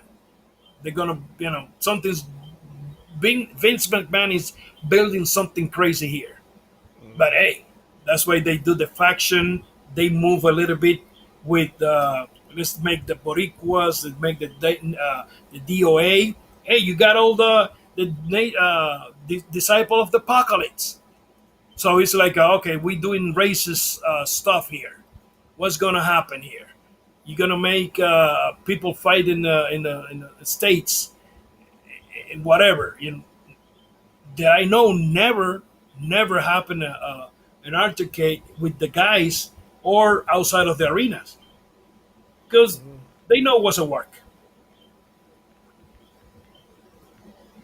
That's good because I always wondered if there was like any problems with the wrestlers backstage when they figured out the nation of domination. And then we live in the States, so we knew that there was going to be some people outside of the wrestling community that was going to have a problem with that kind of a faction being in wrestling and being on TV weekly. We know where we live at, so we knew that was going to be a problem. I just wasn't sure about if there was like any tension backstage because of what it represented. To be honest, if was I don't see it. I was just focused on my work. And one time we talked to Vince to put in the nation when I was there. Ahmed, say let's put Ahmed here with us, and Vince went, "Nah, that's gonna be too strong. You guys gonna be too strong." I said, "Well, if you put us strong, you're gonna have strongest babyface try to fight these people, fight us, because we want to take over everything." So he was thinking in another. I said, "No, no, no, no. Why? I don't know." But I remember when we sit down in Vince's office, Hamed have a big knife, big huge knife, the Rambo knife, and he sit down there and he's playing with the knife, and Vince looked at the knife like, "What's going on here?" and he's just playing with that. He said, "Well, we come to talk to you to see if you put Ahmed with us as a nation of domination." That's when he went like, "You guys gonna be too strong, and we need to divide. We need a baby face, fighting you guys too." I said, "Yeah, but if you get us strong, you're gonna have a crew of baby faces strong too, because that's the ones gonna fight us." And story run right there, but he don't want to do it. He turned Hamed later. I mean, way later on. Mm-hmm. You know, you know. But I mean, you see the nation look serious, look like a real business. Even But then today, they had you Owen. yeah. I mean, of course. I mean, later when like you know, let's put whatever there. But if you keep the way they was, you got D'Lo, you got of course Ron, you got Crush, you got me. If you put Hamed there, I mean, you could have a serious, strong team. But at the same time, like I said, in the business, you have a strong team like that, you're gonna have a strong baby face, united together, joined together to fight these people. Who's gonna take these guys down? Well, you got Brad, you got Sean, you got this, you got that. To get those guys in a, let's say Royal Rumble, let's say I don't know, special match, whatever, 5 against 5 on a cage or whatever in that time. But that never happened. Go ahead, bro. Yeah. Not for nothing. Ahmed did mention that about the whole nation thing. The exact thing that you just said, Ahmed did mention that about the nation being looking too strong, and everything like that. And also too, you've had other promotions try to duplicate a nation of domination type of faction, and the only faction that I see that came close to it was probably the Hurt Syndicate. The Hurt Syndicate. They, with MVP, Bobby Lashley, and Sheldon Benjamin, I feel like they're the ones that came closest to like reduplicating what the Nation of Domination was in their own way. You know what I mean? And Yeah. but I've seen other promotions do it, and it doesn't. You know, it looks good. It looks good, Yeah, but it doesn't translate the same. but why? Because you got, listen to this. You got a big stone face, strong guy, don't play no game of Ron Simmons. You know, you got a serious guy, big huge monster, you know, and you got Crush, 6'7", I don't know, 6'8", whatever. You know, then you got this Puerto Rican. You got D'Lo on the side. You got the lawyer. You got the two rappers. You have you have a good team. If you put right there, Hamed Johnson, this black dude, strong son of a gun, you know, a tank, you know, next to us too, it's like a whoa. I mean, who's gonna take these guys out? But you Right, got serious people. I mean, not the other guys being serious, but they look more puppies of that team. right, This team was looking serious. I mean, right. serious business. That you could believe that this guy is gonna beat the hell out of somebody in the street. That's the difference right there. Yeah, you're absolutely correct. You know, the whole look and the appeal is what was captivating, especially watching it from TV. You like, wow, these guys are no joke. Like you wouldn't want to walk near these guys in an alleyway or anything like that. So I agree with you 110%. The look itself, you know, sells the whole Look story and apart. everything. Yeah, exactly. So I know you've been asked this question a bunch of times, you know, but I'm gonna ask you the situation you had in the King of the Ring, the King of the Ring. You was the runner up in the King of the Ring tournament, and what was your memories of the tournament? And then you know, eventually, you know, God rest his soul, Mabel winning the King of the Ring. What was your memories of the King of the Ring? Well, I arrived to the building and they say you're gonna wrestle tonight 4 times. I'm like, what? Yeah, because what happened in the story, this is what I hear. Scott no want to put over Mabel. He say no, he don't want to put him over. Blah blah. Some issues, whatever. Night before, if not I'm not wrong, was the inductee of Hall of Fame, or something like that. And next day was the show. So when I arrived at the show, they say, "Well, you're gonna wrestle 4 times because Scott, no, he's hurt. He don't want to wrestle." So I said, "Okay." I say, "Okay, first match is gonna be IRS. Second match is gonna be Yokozuna or it was Double J, I believe so. Then Yoko, then Mabel. Then you're gonna have between sometimes, but the first match is gonna be back to back. Yeah, it's gonna be you then Yoko. I believe Yoko, and right there in the first spot, not in the first spot, in the first match with IRS, I took a bump outside and I hurt my ribs, my cartilage. I just took a bad bump and I moved. I just went like, oh, bad. I said, first match, brother, which was, like off TV. If Savio Vega make it, he go into the tournament. If not, he's out. So of course, I remember Jack Lanza. God bless his soul. He was my agent. He said, Savio, you wrestle IRS, this. I'm gonna give you what's gonna happen step by step. I said, no, give it to me all right now. So he gave me the whole 4 finishes. I said, I got it. Don't worry, because I was sharp. By that time I was sharp. So I did what I did with IRS.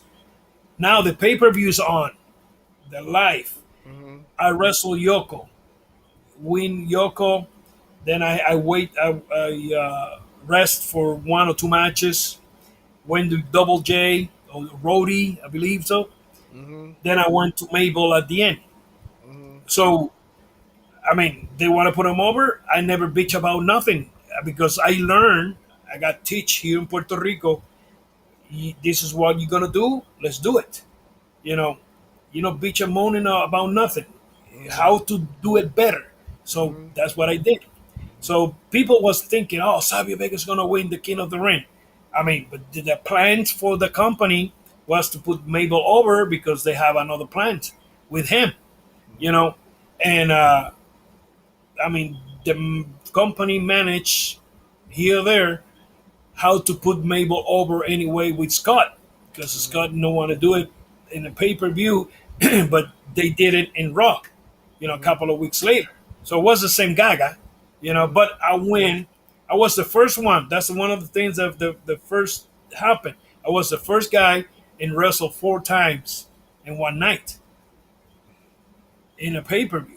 So was good. I love it. It was a good experience for me. Happened. That need to happen for a reason. So, but I don't have no problem with Mabel. The only thing I mentioned to him, I'm gonna give you the spinning kick here.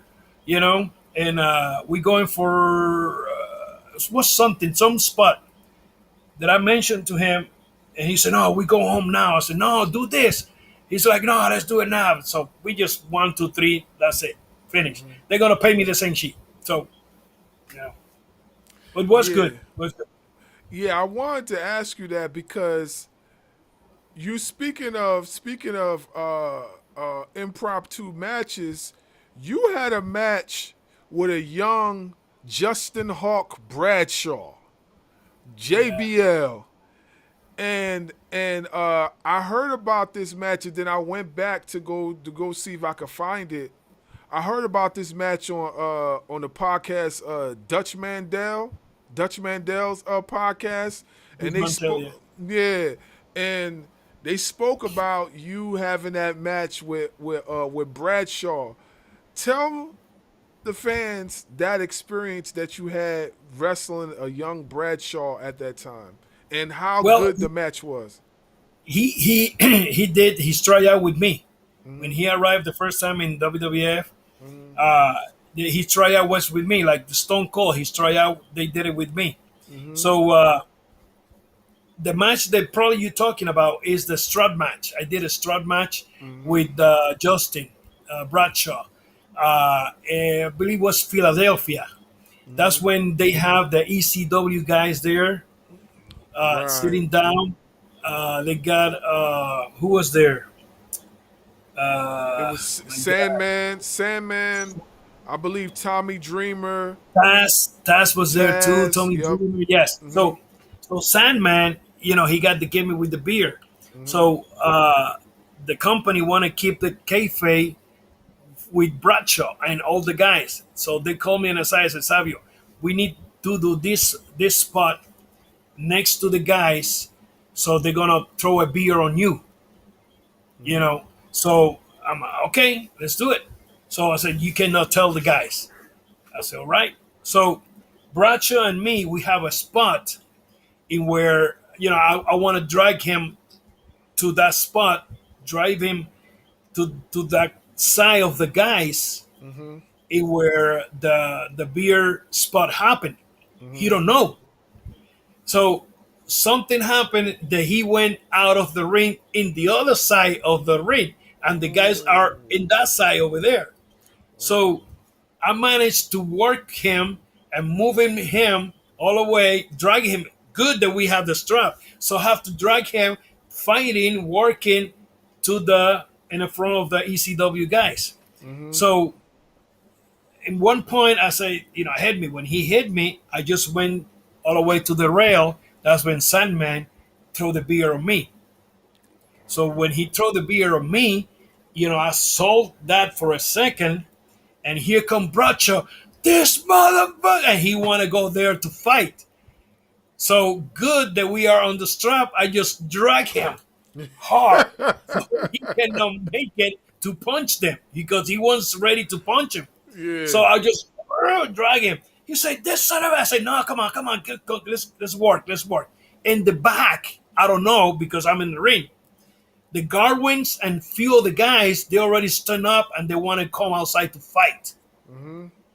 If I let Bradshaw to jump on those guys, the guys in the back coming out, and it's going to be a mess.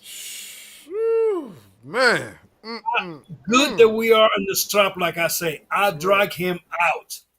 Now, Justin is, let's beat the hell out of it. Say, kayfabe, let's go. We got inside, inside the ring, and we finished what we need to do. Now, when I'm back in the dressing room, the guys just jump on me. Savio, what happened there? Why you would punch that son of a gun? I mean, they're like, I said, don't worry, relax. No, doesn't work. I said, no, it's not a work. I just gave fake. And they're like, but I know you're going to punch him. Why you want to punch him? I mean, they know it was for real. I'm going to fight. Yeah. But that will happen, of course. And so everything cool. Then later I told the guys, oh, that's a work. No, we knew it. Something happened because I know, I mean, if they throw a beer on you, you're going to fight back. I say, yes, it's true. But the company said, don't say nothing. I just keep it quiet. And what's good, and Bradshaw later said, you motherfucker, you never told me. I said, no, because they don't want me to tell you. They want the reaction, So that worked. Then later, of course, they did a few things with the company. That was coming up, because we are in Philly. That's their hometown when they do it ECW, So we're good. I mean, but I worked with Bradshaw many, many times. Great guy, man. Great guy. He was in. I saw him a few months ago when with AAA. He was there in Mexico, and he saw me there. And wow, what a guy. Yeah, I remember seeing that he worked with AAA and stuff like that. And he also did a few things on the indies too. I remember seeing him in GCW. He was in GCW and he did something over there. I actually did a review on it on my channel. I was like, Bradshaw showing up and clotheslining people from hell everywhere he went.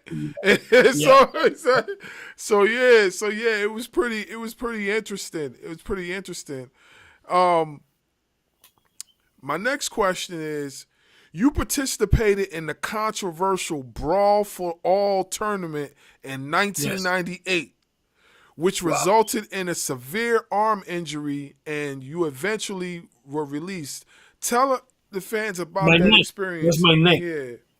Yeah. I heard it. Yeah, so tell everybody about that experience. What happened? How did that transpire? Well, I went to the tournament. I was hurt. I hurt myself. I don't know, taking a bump. My C7 got pinched nerve, and I did my first fight. Then after that, they took me off the tournament for I don't know, because of course it was many other guys to fight, so I had plenty time to rest and get well. I went to therapy, you name it, and after that, that's when they say, well, let's keep you out because it was dangerous. When we got together to do this, I wasn't home. I remember I wasn't home doing therapy. Yes, I was. Yeah, I was already hurt. I was doing home in therapy, and Bruce Preacher called me. He said, Savio, we have in mind do this tournament like this, blah blah blah blah. We're gonna pay this money. You interested? I said, yeah, I'm interested. You want to go in? I said, yes, let's do it. So no rules. No, they don't have no rules yet. So how the rules come up? We got one day on Raw, all the guys that are in the tournament, and we start talking about the rules. Take this, do that, don't do this, don't do that. So one of the things they say, well, no kicks. It's like the MMA, but they say no kicks because Savio, he know how to kick and he gonna kill everybody. I'm like, come on, motherfuckers. So they say no kicks, just punches, takedowns, and that's going to be points and blah, blah, blah. So good. And that's what we did. And you see Bart went, all the way to the top, man, knocking people left and right. I lost my second match with Dross. God bless him. Mm-hmm. Uh, I lost my second match with him. Win my first one with bro. I forgot the name. Oh my God. God bless him. He's from Germany, something like that. The big guy. He was a bodybuilder. Uh, Bracos, a big guy. Uh, then later I sit down in the back to watch everybody. I remember when Bar make it all the way to the end. I say, brother, the only thing you need to get is get better air because he's going to Butterbean. And when I saw him at the pay per view, I remember that. When I saw him at the pay per view, he was lean. I mean, he wasn't the guy that I know. He was buff. And I'm like, what the hell you did, man? I just got in shape. I said, that's the worst thing you did. I mean, you went down in weight. You should keep your weight. Remember, I come in with the Taekwondo stuff. I was doing fights, and don't know too much, but I know a little bit about that. Man, he got knocked out ugly, ugly, ugly, ugly. And I went like, man, you lose too much weight. I mean, but that's okay. That happened. But he make money. That's the name of the game. He make good money. Yeah, I had to ask you about that because I was like, that was one of the things that I remember that stood out. That Yeah. brawl for all thing, and not for nothing, they tried to duplicate that again doing Yeah. what was it called again that Shane McMahon tried to do? Dub, remember that fight? The Shane tried to do what was it Yeah, called? it was like a UFC style thing. They did it. It was like in a dark with it had a wrestling ring, but the ropes and everything was removed. I can't remember the exact name of it, but it was like it was called WWE Underground or something like Underground, that. WWE Underground, yeah. Oh yeah. So yeah, so they basically, it was like an MMA slash boxing type of thing Okay. where where it just was a fight, you know what I'm saying? No rules or nothing like that. It was pretty interesting. It was pretty interesting, but I guess it never translated with the fans really because it never Okay. went to nothing. They had like a few segments with it. Bobby Lashley was a part of it. Titus O'Neil was in one. A few other guys were in it, and after a while, it kind of just faded. Like you didn't really see it no more. Okay. Yeah, but All they right. definitely did try to do something like that again. What year they do that? Not too long ago. It was like year before last. Oh yeah. Okay. Yeah. Yeah, Shane McMahon was still part of it. The WWE at that time. Also, maybe about a year or so ago, they brought it to NXT, Mm-hmm. Mm-hmm. and Mm-hmm. they had like Shayna Baszler was in it with Mm-hmm. one of the NXT up and coming stars, Lola Vice. Mm-hmm. Um, Lola. Okay. and, and I don't think, me personally, I don't think it really took off because UFC is so prevalent in Was strong. yeah in Let's its see. time and they so people people are already critical of professional wrestling as it is. So when they tried to do that, I don't think it really stuck. Mm-hmm. But I think Shayna Baszler and Lola Vice got a good. Uh, I think theirs was good because they were actual MMA fighters in the fighters. Yeah. UFC at one point. Lola. Yeah. Lola know Yeah, I believe it's Taekwondo. No. Mm-hmm. yeah, yeah.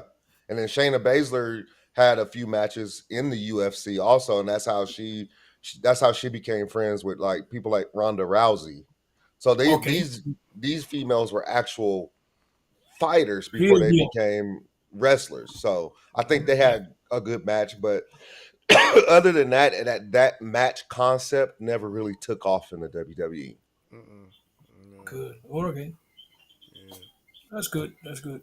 You well, Lola is a great performer, man. She's there with the AAA stuff. Oof, she's over. yeah, I'm looking forward to that AAA event tomorrow because There's a few of my favorites on there. Javon Evans is on there. Okay. I really see. I seen we It's on even YouTube, no? YouTube. yeah. It's on YouTube. Ethan Page is on there. Of course, Dominic Mysterio. Yeah, Um, he's yeah. Grand So Americanos there. yeah. I got, Oh I yeah. got, Yeah. I got two of my students there, Ricky Banderas and Mecha Wolf. Oh yeah. So Ricky Banderas, you worked with him? Yeah, I mean, we make Ricky Banderas here in Puerto Rico, and Oh man. Mecha Wolf. He was working with the company too when he was a kid. Yeah, Ricky both. Banderas is no joke. I when I And, say and I Matias. followed his career, where Yeah, yeah, and Matias. Mil Muertes, I followed his Mhm. career. Oh my God! Like this I guy. was texting with him here because we're gonna have him in Puerto Rico January the 10th. Hmm We're gonna have a big show here in Roberto Clemente Coliseum, and hmm we're gonna have him there. Yeah, Ricky He was one of Banderas my is kids here. nice.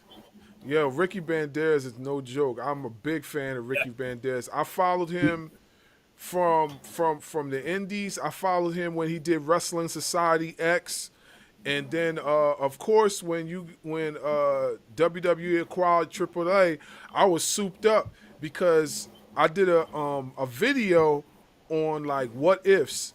And I was like, yo, what if Roman Reigns went against Ricky Banderas? I was like, that would sell out, that would feed millions. So I was like, Go go on YouTube on IWA Puerto Rico yeah, and type Ricky Banderas. You're gonna see matches of him here when he was growing up. okay, yeah, I'm going to do that. I'm Yeah. definitely going to do that. Yeah, go ahead, Dub. I was gonna let y'all get that in. Are there any wrestlers today that remind you of you? Of me. Yeah. Uh, well, it's not. Remember my character when was the martial arts. You know, uh, when listen to this. When I was doing my taekwondo stuff, is because I got inspired by those type of wrestlers.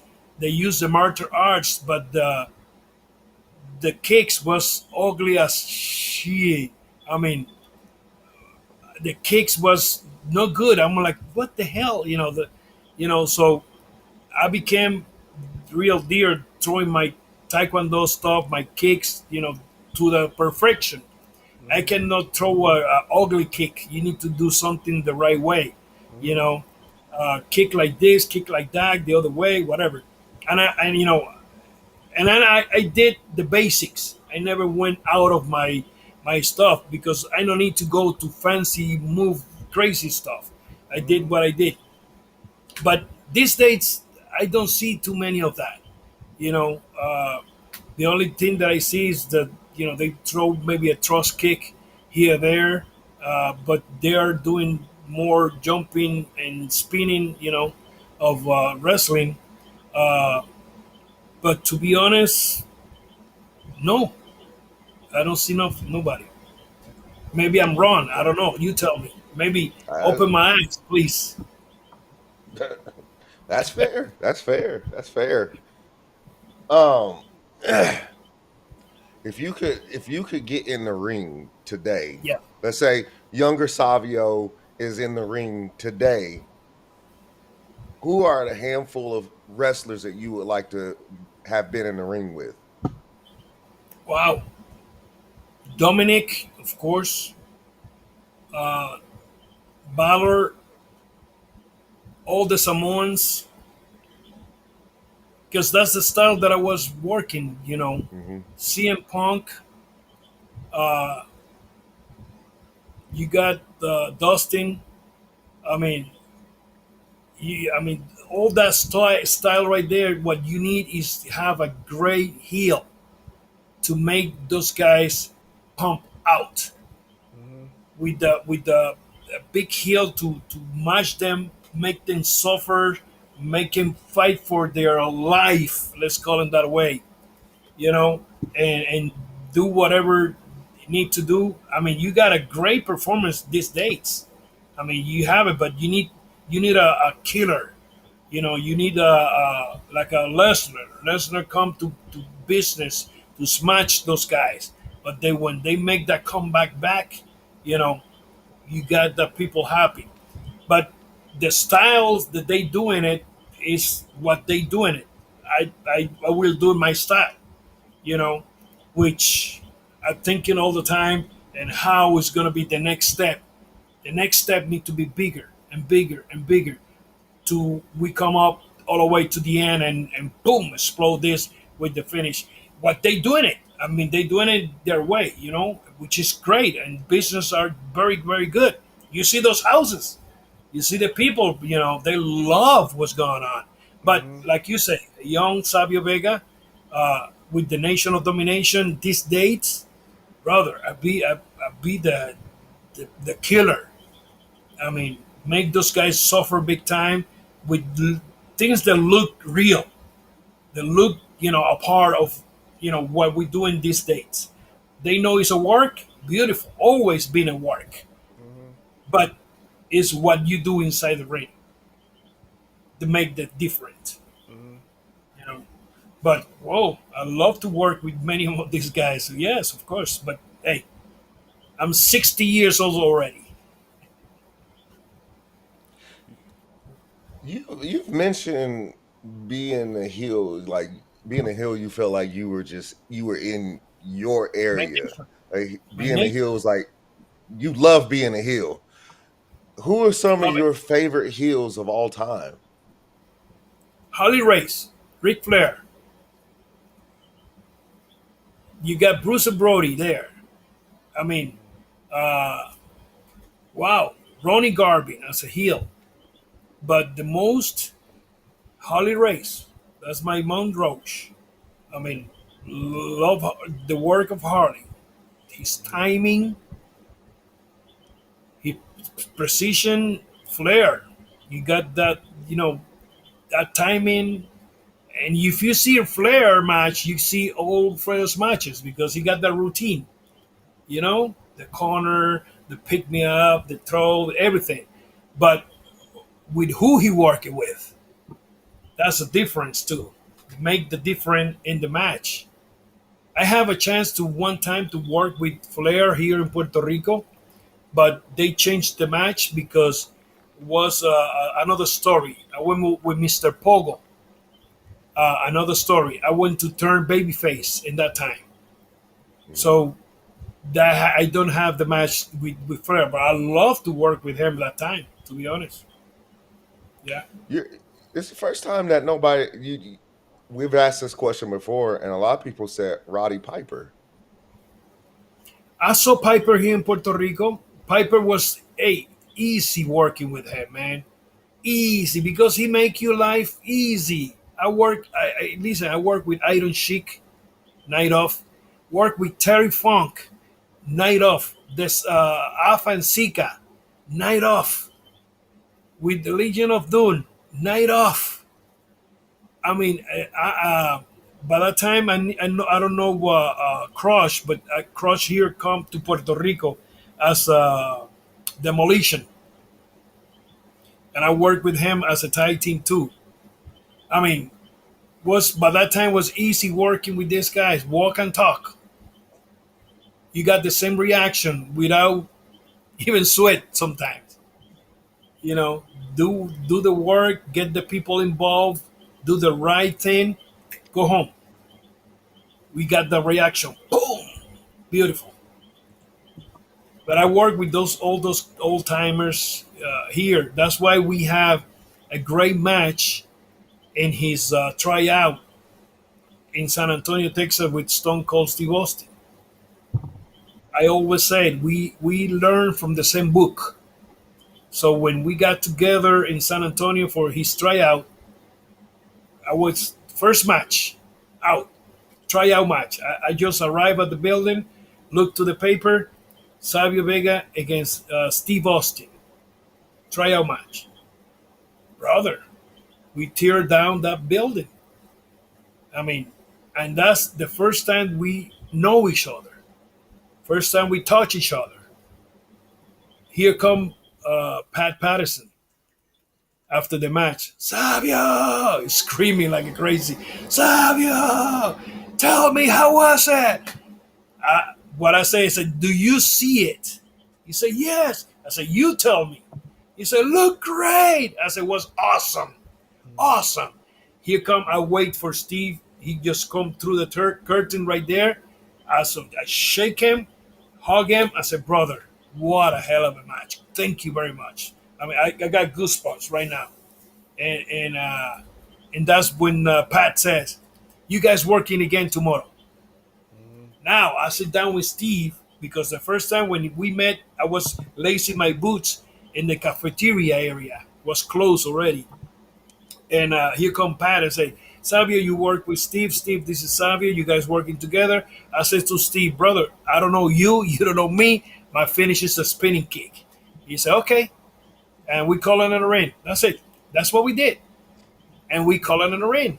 And brother, I love to see that match right now. I didn't even see that match, never. And they tape all the matches, of course. And next day, boom, the same thing. Even better, because now I know his timing, he know my timing. And we put together a few things, same result. Boom, explode. Then from there, they put us together for, I don't know, more than 6 months, I believe so. And every night, we are tearing the building down. Spot, heat, spot, come back, go home. We never hurt each other. Never. And we hit each other big time. But we never hurt each other. Never. And every night we are coming to work happy. Finish, you okay? Yeah, I'm okay. Good. Thank you. Let's go. What about this? Change this to here, there to there. Yes. Let's go. Easy. Good show. Any regrets about your tenure in the WWE/F? Like I said before, no regrets because whatever happened, if we had don't say or whatever, do something at the moment for a reason, because in that moment maybe I don't care. Maybe those 2 years the Taker told me the stay couldn't be good, but hey, at the same time I was believing in the project in Puerto Rico, and I wasn't wrong. We make good money in that time, I don't know, to be honest, not because that take me where here right now. No regrets. Maybe maybe to hold that could be help to tell Vince why I don't break the flag. Yes, but after that, I mean, we trained together. I trained with him at the office. That's when I realized something happened in my neck. Training with him, something happened, And I remember I was laid down on the bench doing tricep with the dumbbell here, on the side. And I went to 5 and 6. I can lift it. On 5, okay. 6, 7, nothing. And he's like his. Come on, let's do it. Yeah, And 2 weeks later, I just run inside not run. I just went inside his office in the Midlands. He was talking to Taker. I just went in and even knocked the door. I just opened the door and jumped on the couch, holding my neck. I said, I got a big pain in my neck. I don't know what's going on. I can't even be like that. I have to hold my neck because the nerve was pinched, and brother, woo, bad. That's when he sent me to the hospital home. I was out for I don't know how long. I got well, come back to do the brawl for all for a little bit. After that, we went to Super Astros. We started doing Super Astros in Spanish. That's when this deal with the AAA was done with Vince and Victor Quiñones. We used Japanese. That's when Taka Michinoku, Esa Rios, the Boricuas, all that. That was Super Astros in Espanol, in Spanish. We did 13 weeks for Univision. They loved the show, but they just and by 1999, at the end, almost middle of 1999, they went to do the business to get, you know, money for the show. They want to do 1 hour show for whatever, using the WWF ring, all the stage, whatever, till that start running and make it better, and we move with that Spanish show to a different location doing the Spanish show. And Univision no wanna pay. They want $60,000 for the hour. $1,000 for hour, for minute. Every minute is $1,000. So Univision say no, and here come all the Spanish sides cut. Everybody got to go home. So they release all the guys. They keep Taka Michinoku, Esa Rios for a little bit. Then after that, bye bye. But the Spanish side, if Univision say yes, we probably be in another talking right now. But the what was it? Yeah. Oh, we got the midgets. We got like 6 midgets around that. We got the girls. That's when Huracan Castillo become the merenguero, the merengue guy. All the characters change. But the Univision say no, and Vince say, "Hey, I can keep all these guys here. Of course, it's business. He gonna carry a bag full of people paying with no making money. So they release everybody. That's when my release got on 1999. I was working backstage as an agent, with the company, with that Super Astros. And how many years? 30 years later, that's when AAA come up, partner with the company. Right at this time. Go ahead, bro. Yeah, I have. It's crazy because all the questions that I intended on asking, he answered every single one of them even before I even got to him. So I was like, well, I can't really ask him that because he already said that. So He answered I that already. He talked about that already. yeah. So you answered anything. I'm just I know my bro is, but I am too. We're appreciative of just being in the space of being able to talk to you, today, and just you being able to share your experience in professional wrestling, and being able to see. Well, okay, so let me ask you this, then I'll get back. Seeing the growth of what wrestling was when you started and now, how do you view it? What does it look like to you? Great. Have to be a change, of course. Yeah. Have to do something because the performance change every week, every day. Not every week, every day. We got new guys coming in, new teachers teaching something, different. But if you see, this is 20 years ago, I say that. Talking about what?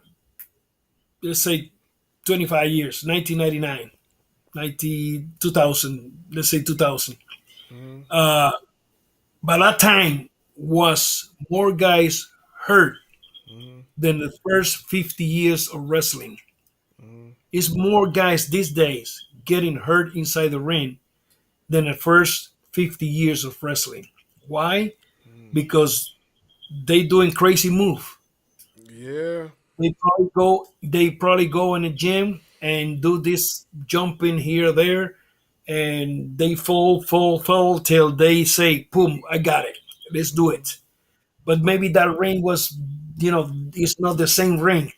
Mm-hmm. Maybe it's a hole in the ring. When you put your foot, here go your ankle, your Mm-hmm. knee. I mean, you jump the wrong way. I Mm-hmm. don't know anything. You see, it's more guys hurt, you know, lately than the first 20 or 50 years of wrestling. Why? Yeah. Because we keep our feet in the floor. Mm-hmm. We do something special when the special is needed. Hey, there you go. Right now, right now, all the guys want to do more and more and more. If you do a flip like that, I want to do it like this. I want to do this because I want the views. I want the people to see me. And that's when you got hurt. Yeah. It's funny you say that. It's funny you say that because that was said a lot within the IWC that wrestlers today get injured a lot more than what they did years and years ago, and it's because Yeah. of these high spots that they do and things like that. And not for nothing, like the high spots look crazy, look fabulous, but at the end of the day, that's why they call high risk. You're taking a risk, doing that move. It can risk potential injuries, So I definitely see your point. Like, there's a lot of injuries that's happened this year alone within all promotions than has happened in the last 20 or 30 years. So you're definitely accurate on that. I mean, if they want to work to get hurt, I mean, I believe that's not smart. Yeah, You know, plus they probably gonna do it for free, yeah, just because have the view. I mean, it's like they try to shoot one bullet to hit the right spot, but you missed. yeah, And what's going to happen later? I mean, it's no more wrestling. The only thing you're going to have is like, oh, I did this. Oh my God, that was awesome. But you are like, oh my God. I mean, do yeah, you need that? Do you want to live like that? I don't think that's quality of life. That's why those old timers, some still in good shape, of course, pain here, pain there, because the abusing of the body. Our body, I mean, everybody's body is not made for wrestling because hmm, all the joints, I mean, you are jumping in a structure of steel, wood. Oh, do you have a mat? Yes. But the bumping and the bumping and the bumping for 30, 40 years, I mean, your body's eventually not, catches up. Hmm. of course. Hmm. I mean, your knees, your back, your neck, your shoulders, everything. Even eating. Oh my jaw. Oh my God. So Hmm. imagine these guys, you know, doing this crazy move all the time. I mean, Hmm. one of these days, I mean, the joint's gonna go like this is it. Yeah. I see Not, guys that the knee go to the back, big time, to the side, the ankle, the neck. You see these jumps over the top rope. They go over big time. hmm. They hit the rails. Why? Because they just looking at what we gonna do here. They don't see out to the size. Hmm. You need to see if it's a rail. I have a guy the other day here in Puerto Rico, not in my company. He was one of my guys. He broke his cuervo. He broke one of his legs because he did a flip to the back and hit the rail and broke the leg right there. You know, that's I don't know if you know, guy. That's the guy that long time ago in Mexico, this other dude hit it with the block, cinder block in the head. He almost killed him. I mean, that was bad, bad, bad. That's on YouTube somewhere. He almost killed that kid, and I remember him when he was a baby. When he was a baby, I know him, and I mean, and the guys they want to see, they want to do so these days so many crazy move. out of sequence. When I say out of sequence, it's not the sequence is right there, but do it when the time is right. Yeah. If Yeah. you start the match from the beginning doing flip flop and flip flop and flip flop, people are gonna be like, okay, yeah, good, yeah, this is wrestling, okay. Then at the end, the finish is okay, good in one point, but you're gonna end tired because you're doing a cardio, big time cardio and cardio, jumping, flip flop, flip flop. Maybe some of the guys there gonna listen to me and say, "Oh, because you don't do that." Well, I don't need it, and I have the same reaction. Hmm.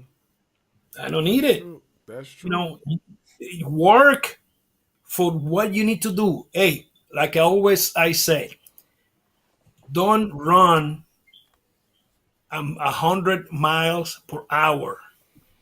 Go 25. Go to 50. Come back to 25. Go to 75. Come back to 25. Go 100 and come back to 25. Why? Simple. You want to come? Yeah, I mean, you want to run 100 miles per hour? Do it.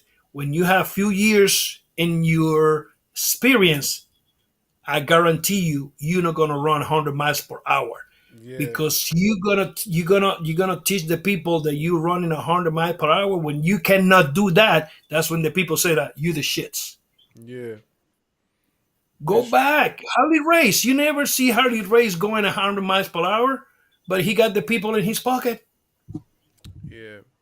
I definitely feel like professional wrestling has dramatically changed over the course of time, and it's and mainly because it's become more flashy than actual storytelling as far as the product. It's become But more that's not flashy. wrestling. Yeah. I mean, they killing the business doing too many things. I mean, in real life, wrestling should be like a real life. Hmm. The good and the bad are gonna cheat, doing gimmick Abdullah the Butcher, Hmm. bring their fault and cheating and pulling and whatever, you know. So if you keep it that way in 25, go up and come back, you keep the people in your Keep them pocket. interested. You keep them interested. Yeah, yeah. Yeah. You're right. You're right. Like I said, like I like. I'm not gonna lie to you. I like watching the flashy moves, but I also Oh, understand too. I also understand too that if you do it too much, it's going to lose its value. It's going to lose its value. So I get it. I get it. And like I said, not for nothing, you're not the only one that feels that way. There's a lot of people that feel that way, and like I also feel too that not only it loses its value, eventually people are not going to want to see it as much anymore because it seems like there's no substance behind it. But I do brother, feel. Hmm? it's like those caramel sugar daddy. I mean, Yeah, when you want it, and it's a big one. When you start taking that, it's gonna come to a point where you don't want it more because it's too sweet. You yeah, know, maybe you yeah. take a little sweet, and yeah, you like it in the beginning, but give me another spoon or another spoon of sweet. It's gonna be you don't want it. So it's not wrong what they doing. Do it when the time is right. Do it when it's necessary. Mhm. The most important thing of the match is the finish. That's when the people gonna take home, Yep, that's and they're true. gonna remember when you hurt yourself. Oh yeah, I remember when this happened. Hmm. That's it. But if you keep it with the good story in the ring, with the heat, spot, heat, go home and a good move that you whatever you want to do, and go home, keep it up. People gonna respect you more. But I see guys going this way, going the other way, hit that road, coming the other way, and sometimes one of them always happen to forget something and look bad. It's like, oh, that way, no, what way was it? because you got too many shit in your head, Yeah. too many move.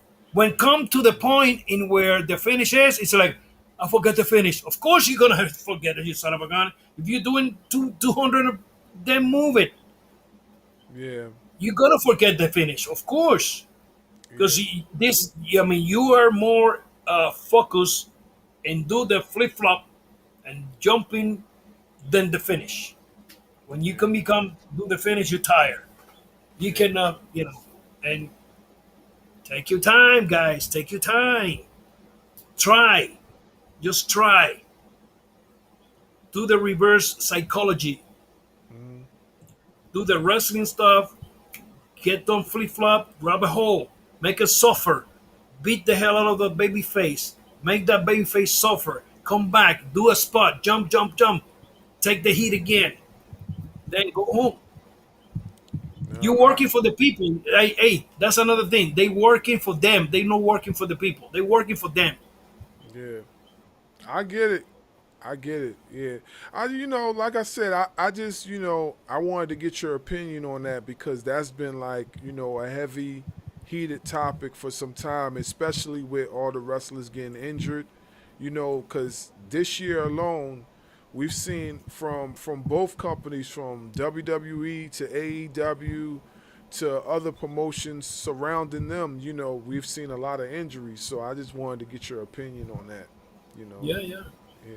I mean, Go. if they do it, I mean, they need to make, somebody need to make the change. Yeah, no, absolutely. Absolutely. Go ahead, Dub, end it off. Hold on. Do you watch AEW any? I didn't even watch myself. No, I don't watch too much wrestling, to be honest. Oh. Okay. To be honest, I just watch what I have in my phone.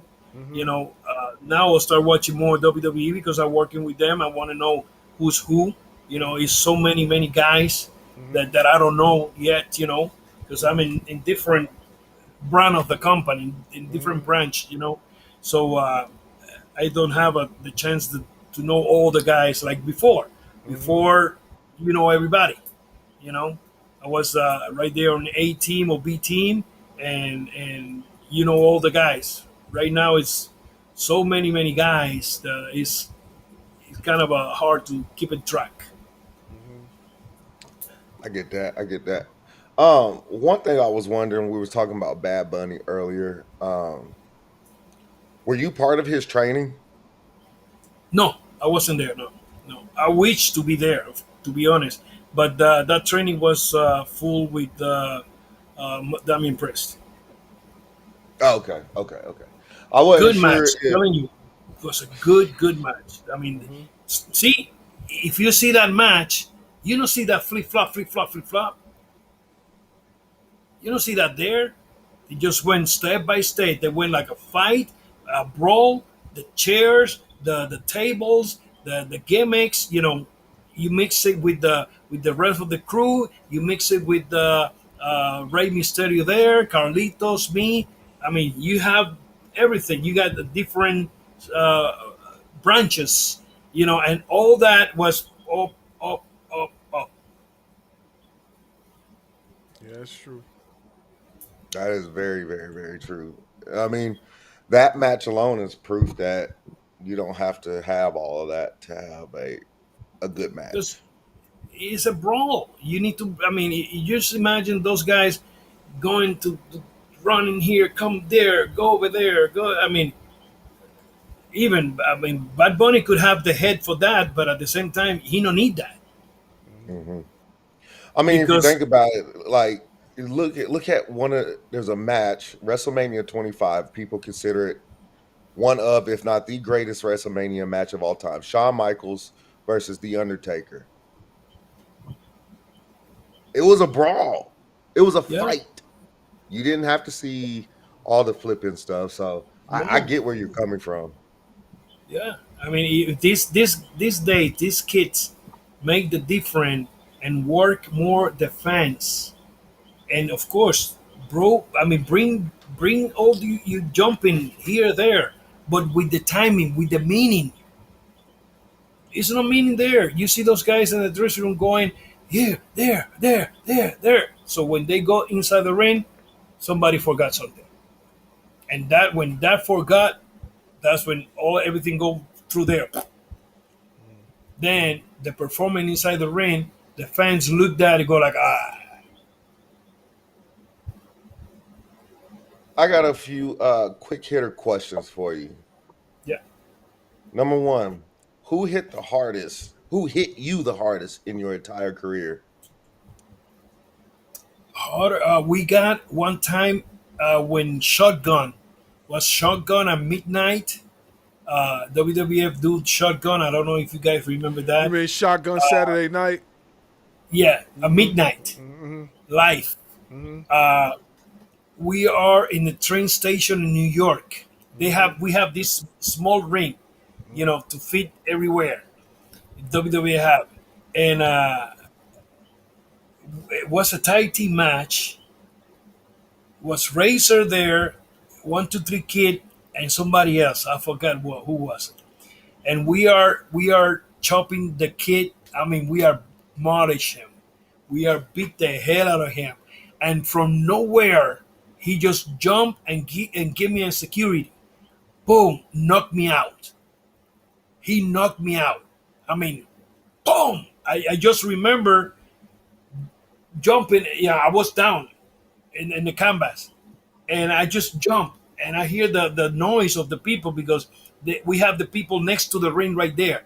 What's so crazy show, and he knocked me out, boom, cold, and I remember, and I wasn't for too long because when I realized where I was, and I look, he's still down, selling too. So it was like a flash. Boom, down I go, get up, like, what the hell? And I tag back Scott Hall. And we went home right there. But nobody hit me. I mean, he knocked me that day.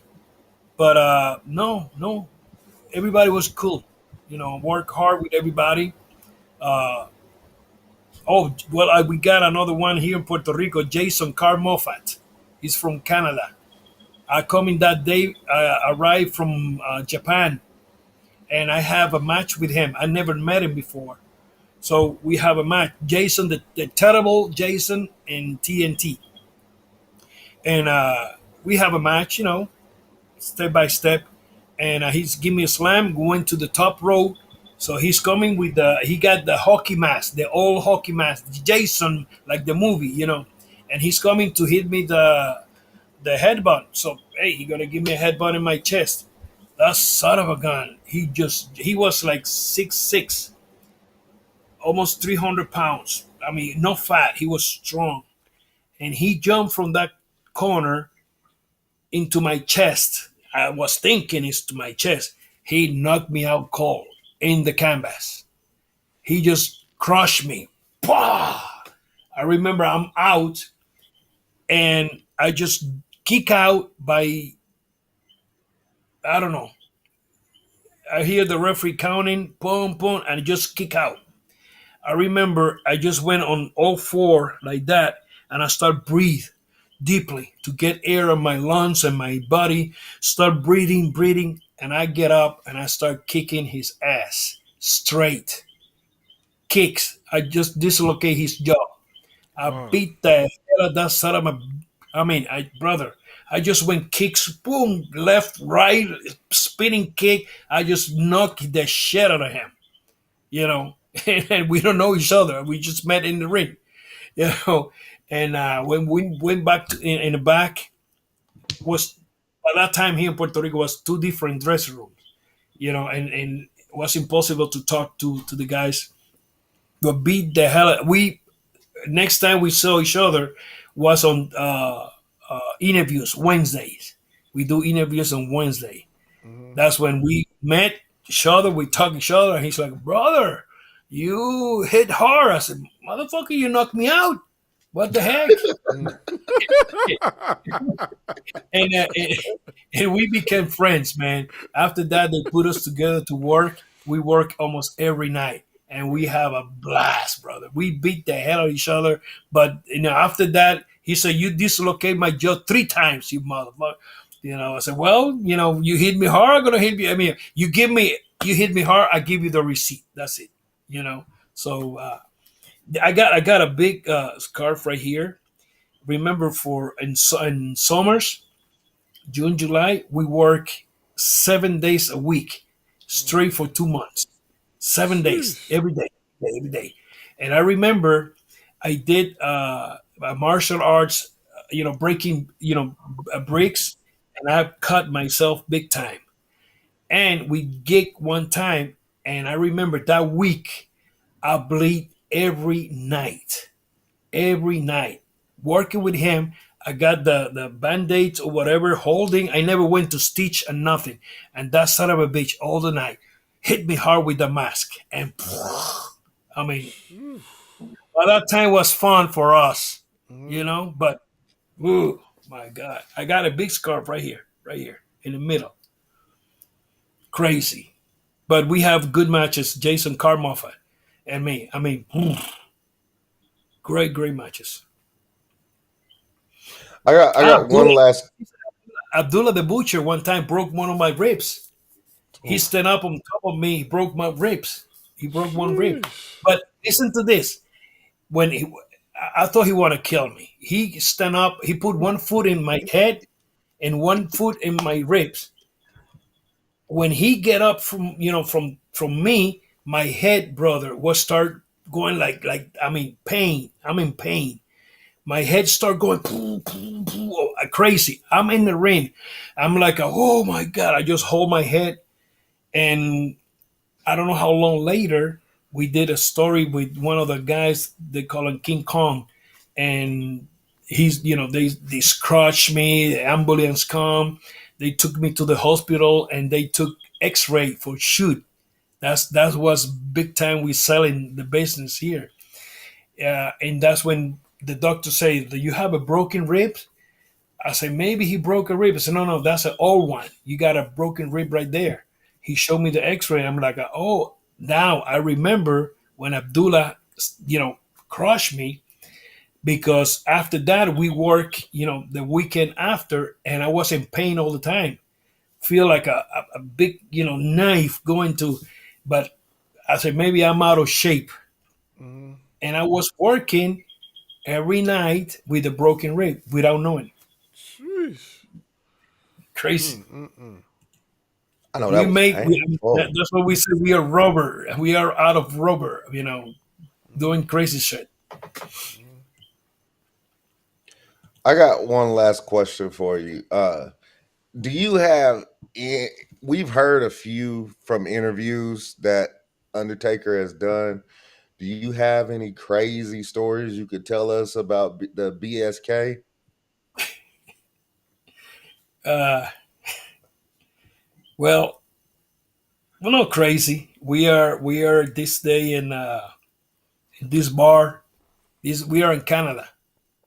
In Canada. And by that time we go do crazy stuff. And as a youngers, no. I remember I just passed out at the bar. I just out, and I'm gonna reserve something here. But here come. I remember Taker. I was like on and off, and here come Yoko. Hit me in the shoulder. Boom! Wake up, motherfucker! I'm like, what? And that's when Taker say, take it home. Take it to the hotel. And I get up. I'm like, whoa. Say, let's go, motherfucker. So pick me up. Walk to the car. I'm in the back seat. I just get in the car and fell asleep. I was tired. I was drinking. I was bad. And so we arrived at the hotel, and I remember Yoko. He said, "Hey, wake up! Hey!" He's yelling, and I was listening to him far. Hey, and I just went there, look at him. I said, "What the fuck, you motherfucker!" He said, "Oh yeah, fuck you!" And he slammed the door, and they just left me in a car. But outside, brother, was the snow big time. I mean, was bad.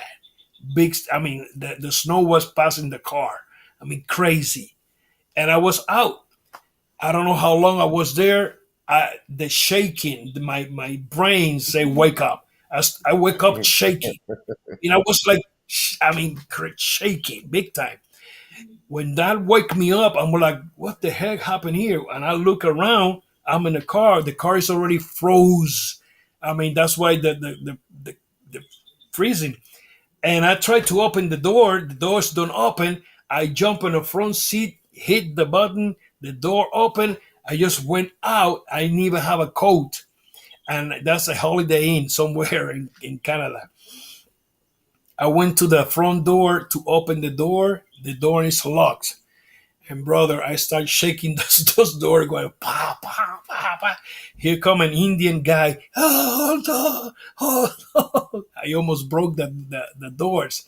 Hold on. I'm like, shaking. He opened the doors. I was like, thank you. Just shaking. Went straight to, I got, now that at that moment I was up big time. I just run to my door, up, see the number. I just open. Every night we change hotels. Of course, we are in different hotels all the time.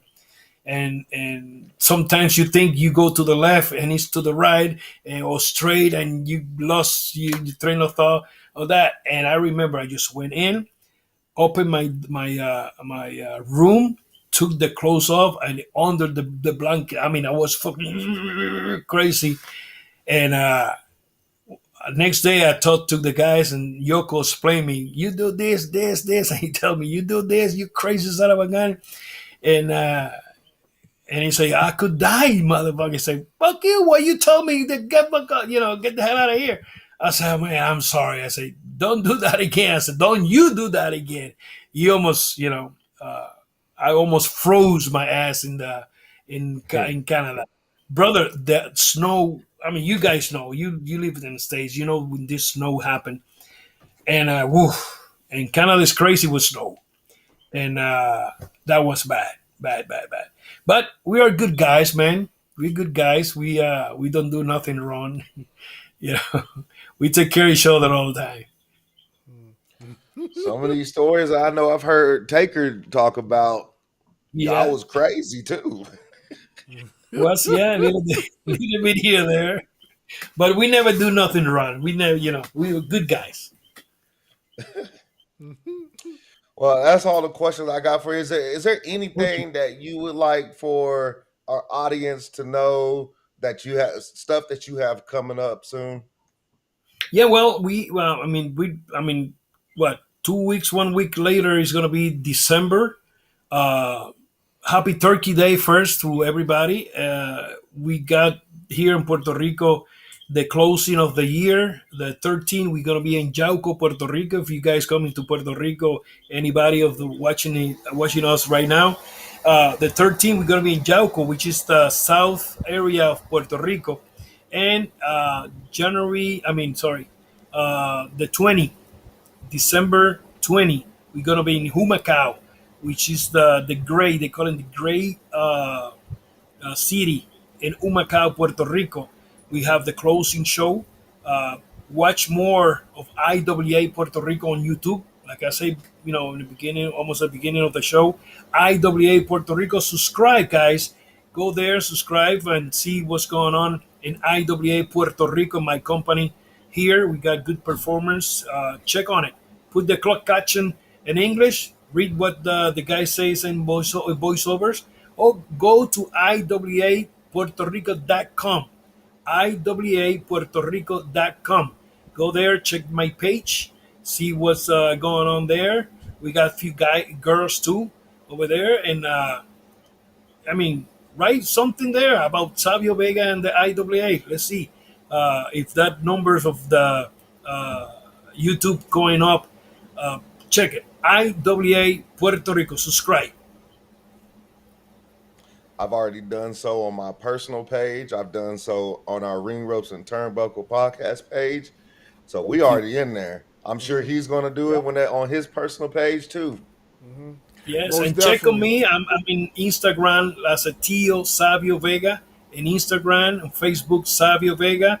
We have IWA in Facebook too. On X, IWA Puerto Rico also. Check all that. IWA Savio Vega. You could see me and check that Victor, check that on the Ricky Banderas. Go IWA and put Ricky Banderas, and you're gonna see. It's an interesting match there. Him and El Vampiro, Canadian Vampiro, Canadiense. That's in the Yeah. Roberto Coliseum. Check on that. It's They had great they match. had a very they had a feud going on for years, Yeah. years. I remember Yes. their feud reignited in Wrestling Society X, and they had a crazy match on Yeah. Wrestling Society X. So yeah, I remember. I'm definitely going to watch. Check on it. Definitely, yeah. It's gonna be. I mean, good. You check the whole show. Check the whole page. You can see crazy stuff there. Yeah, I'm definitely going to watch. Definitely going to watch. Thank you, guys. Well, No problem. I like to end our shows with this question. If you could see anybody on Ring Ropes and Turnbuckle Podcast, who would it be? But Savio Vega has to help us get that person on the show. Okay. Well, what you have in mind? I don't know. From the old timers, Whoever. Whoever. whoever. Well, you want to have Ricky Banderas? We would love to have Ricky Banderas. Let me get in touch with him and let you know. Okay, for sure. Yeah, we would love to That'll have work. Ricky Banderas. Yeah, for sure.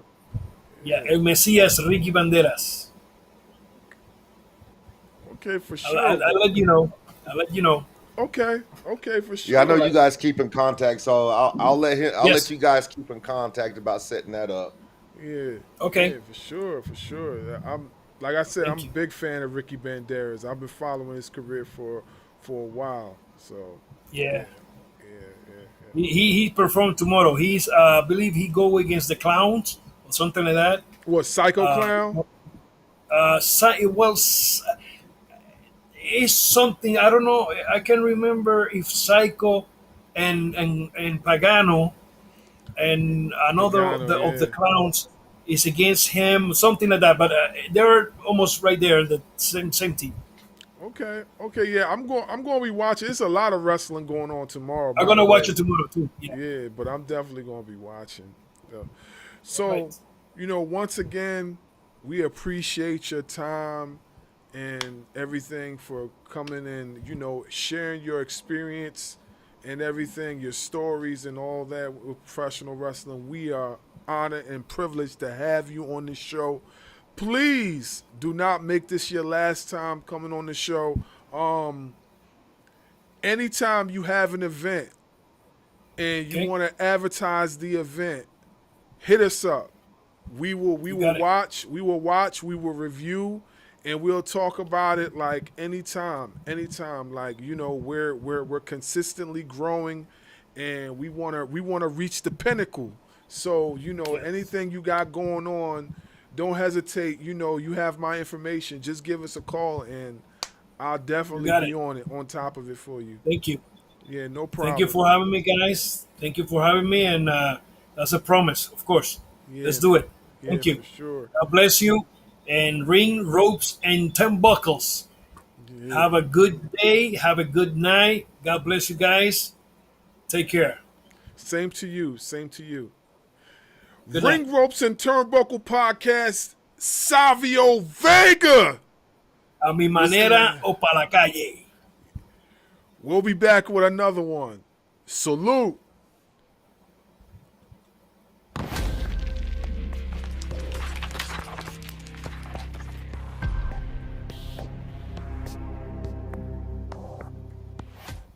Following podcast scheduled for one fall.